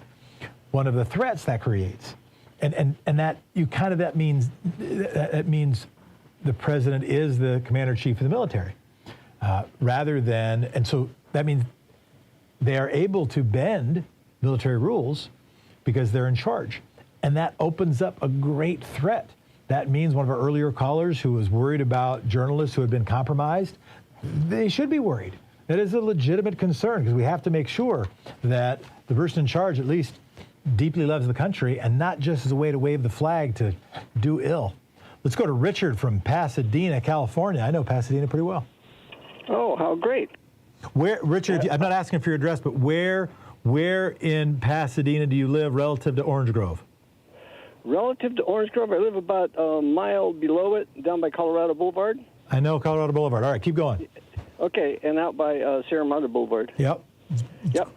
Oh, well, good to talk to you. And I can't believe it's been 2 years. Where you been? It's been COVID, man. The office has been quarantined. I am now out of my exile, at least temporarily. And I meant to say this earlier. I started to say it, but we needed to get somebody's question. One thing I still want to do, maybe we'll do Monday, is all the stuff that's happened in the 2+ years, 2 years and 3 months since we last talked. And because it was a lot of stuff, the whole world. It feels like yesterday, but it also feels like a decade ago. But anyway, Richard, I appreciate you. Well, we'll see if your views have changed any. Mine haven't. What I want to talk about is what Tom always tells us is that 80% of the people in all the states, it doesn't matter red or blue, that we all want the same things. We want abortion rights. We want, gun control, better gun control, on and on, education, free education, and so on. My statement is, with what happened in Kansas, we have the opportunity to all get together and produce one big Republican, Democrat, progressives in all the Green Party, the Libertarians, the Independents, all of us can produce something that is viable and strong against this Republican cult, this Donald Trump cult. Kansas is such an important topic, and I want to both focus on it and expand it, because it's not as simple as saying, and this is not what you did, but I want to sort of amplify. It's not as simple as saying, waving Roe versus Wade in the air. It's not as simple as just saying abortion rights, go vote. It's not as simple as saying Kansas, see what happens in Kansas, just do what they did. Because even if you do what they did, it means something. It's about saying, listen, if freedom is at stake, if you care about freedom, what is your elected representative going to do about freedom? And what freedoms are more important than the freedom with what to do with your own body? If they're out doing radical stuff, if they're out going to try to make laws about travel, you can't even, you're literally a prisoner of your state, not only a prisoner of your body, but a prisoner of your state. Actually saying they're going to criminalize, not just, you're not allowed to do it or we'll fine you, but actually criminalize and criminally punish doctors and mothers. Multiple Republicans on the record now saying that if that's what they're prioritizing, how are they prioritizing you?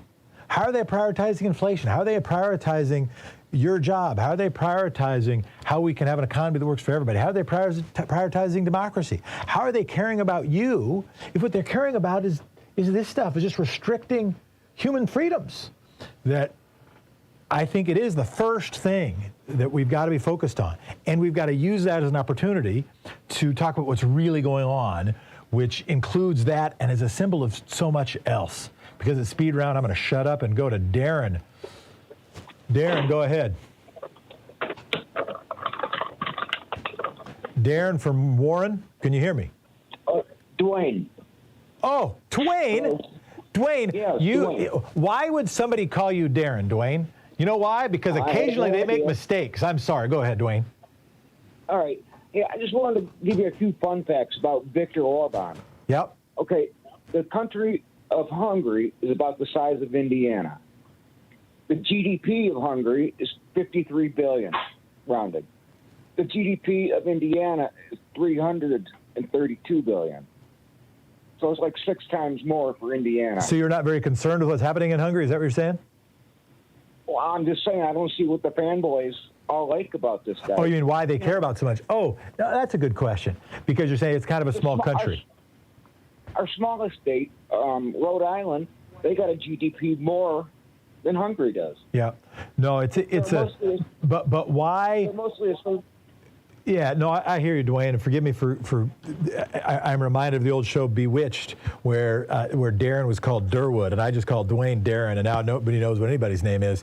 But I just aged myself by citing the TV show Bewitched. But anyway, so I think the reason they like him is because he's in alignment with a nationalist. I don't want to say Christian nationalist, because Christian hear that and so maybe I should be one of those, because it's not Christian, it's anti-Christian, but a race and religion nationalist program, and it seems it's like third-party validation. Well, if as far away as Hungary they can do it, we should obviously believe that here. That's my quick answer.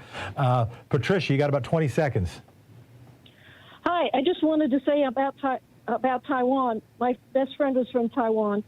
Her family was Taiwanese. When Chiang Kai-shek came over in the 1940s, it was a separate country. It was not part of China. Chiang Kai-shek invaded it. When she went to school, was not allowed to speak Taiwanese anymore for a while. It started to come back. But that's what I wanted to say. I know you're in a hurry. I'll get off. Thanks, Patricia. Appreciate you. You're listening to Thom Hartmann Show. We'll do one more speed round, then we'll wrap up. 202-808-9925. You're listening to Thom Hartmann. Visit thomhartmann.com for audio and video archives. 202-808-9925. 808-9925. Area code 202.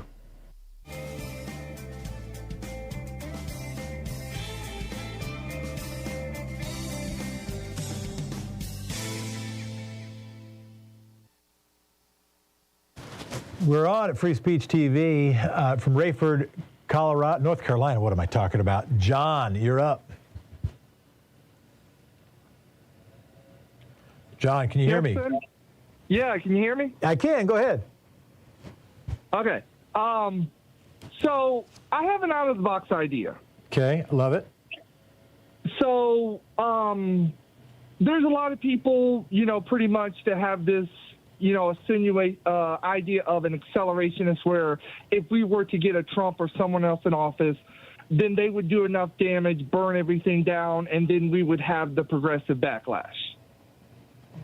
Say that again? Accelerationists, where pretty much if we were to get a Trump. Yes. Got it. Accelerationist. Thank you. I missed that word. Go ahead. Yeah. Okay.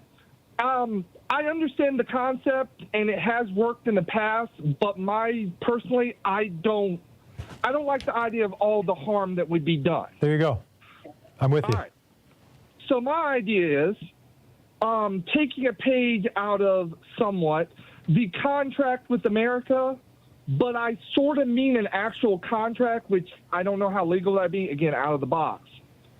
So the idea would be that if the Dems would get the votes that they would need and then some this November, if they agreed when they had the votes, I don't care if you're a Manchin or a Sinema, if you have the vote, in other words, you have enough Democratic members, just so we're clear. Yeah. That they would overturn Citizens United, they would federalize some type of alternative voting. Ranked choice voting is like one of the popular ones, like you said, but any one that pretty much might be better. And then they would pretty much do away with the first past the post voting, otherwise allowing third parties. Because my idea is there's a lot of things that need to be done. I'd love a universal health care like everybody else. Student loan forgiveness. But I think until you tackle those three things, we don't get any of it. And your three, say again, your three are Citizens United. What were your other two? Some type of alternative voting, federal ranked choice, or whichever one better. Yep. And doing away with the first past the post or allowing third parties. Got it. And so your thought is if we could have a short list of sort of pro-democracy folks, or in this case Democrats, particularly Democratic candidates, could have a short list of things, sort of like a mini contract with America that we could that could help win elections. And it's a good question. I mean, the contract on America, the contract with America, was in the context of a long time rule by Democrats of the U.S. House. And so it's like, here the Republican ideas have been bottled up, and it was their most popular stuff, the stuff that had 60% plus popular support, majority popular support in swing districts. And it was that effort. Right now, Democrats are just a thread in charge, but not in charge when it comes to the Supreme Court. So it's a slightly different dynamic, but I agree with you that a focused list of priorities can help win elections. I think, for my take, any list that does not include a woman's right to choose is missing the political moment right now. That's my own take. You're listening to The Hartmann Show. We'll be back in just a moment for our big finish.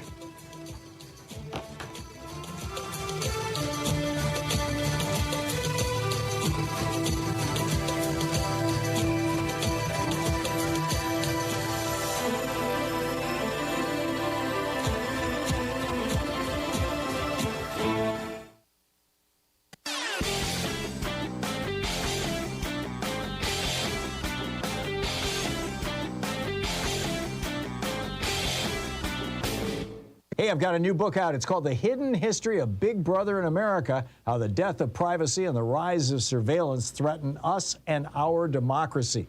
Available wherever you find fine books. And we are back. This is the Thom Hartmann Show. We're going to do speed round, see how many people we can get through. Let's do Pete. Pete, try to take 30 seconds. You're up from Los Angeles. Yeah, hi, thanks.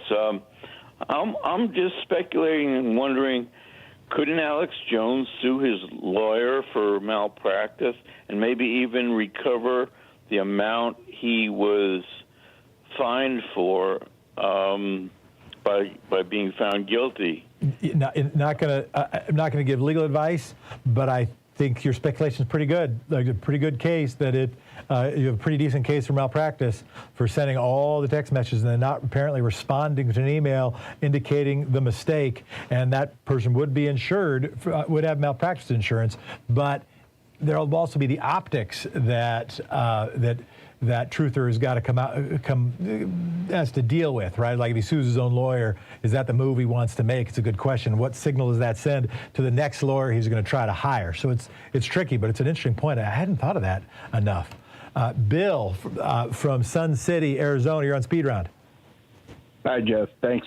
You might like my bumper sticker. It says, if you believe things that aren't true, you're delusional. Or Republican. I appreciate the bumper sticker.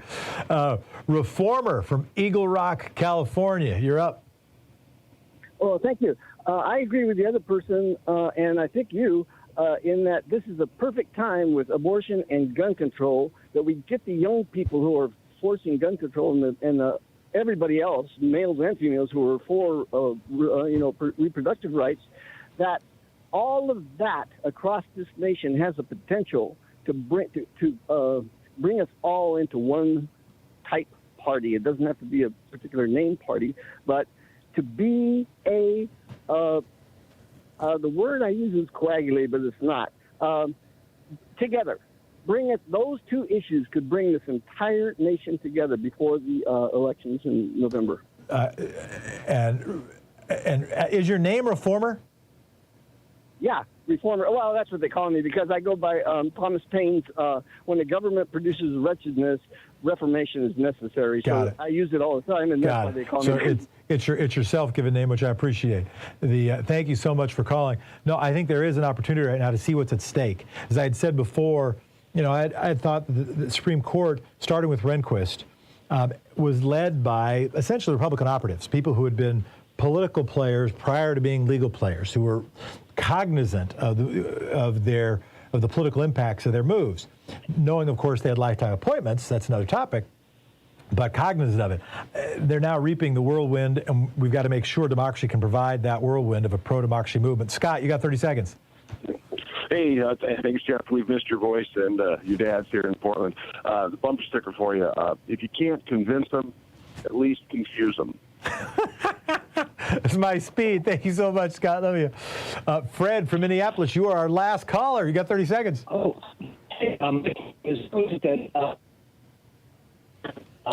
Fred, we can't hear you.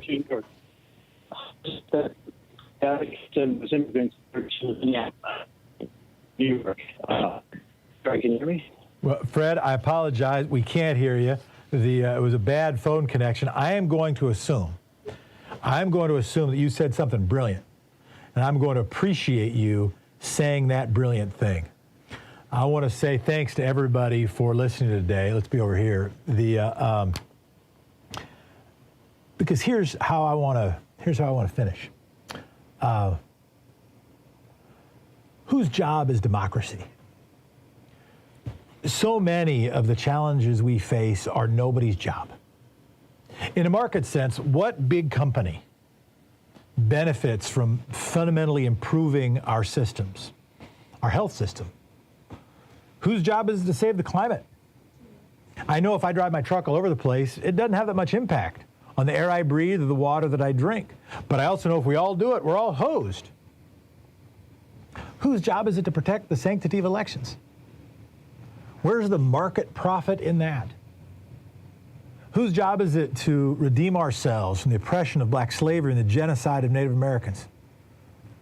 Whose job is it to restore the middle class? Whose job is it to make voting and government agencies and campaign finance and democracy itself work better?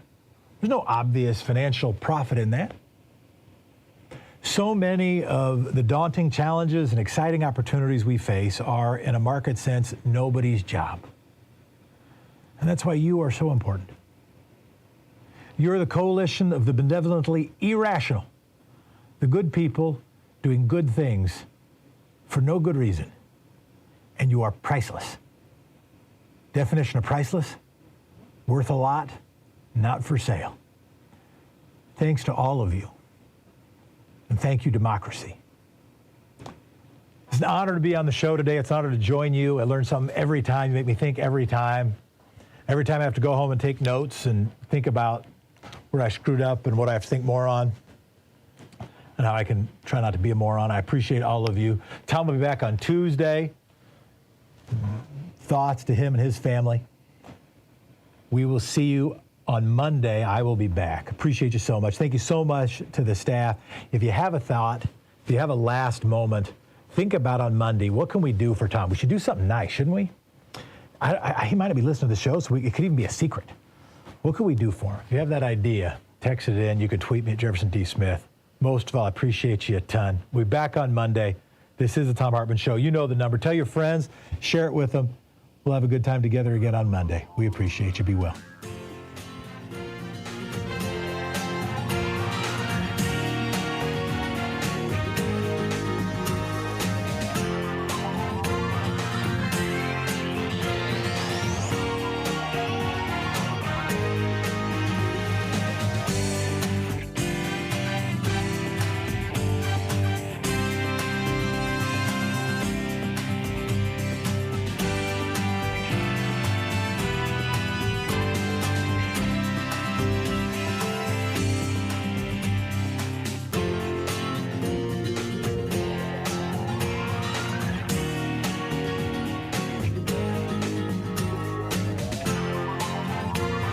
You've been listening to Thom Hartmann. For audio and video archives, visit thomhartmann.com.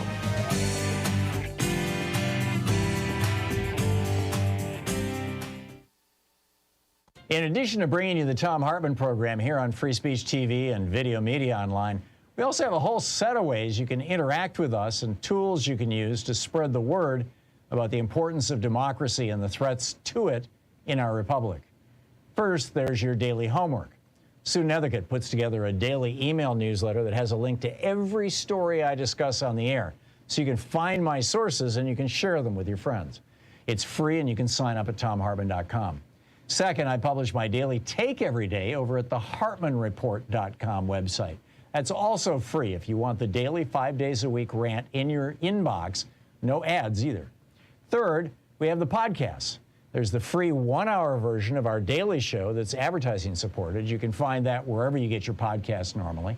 And then there's also the podcast of the entire 3-hour show with no advertisements, and that's available by subscription over at thomhartmann.com. So check them all out at thomhartmann.com and hartmannreport.com.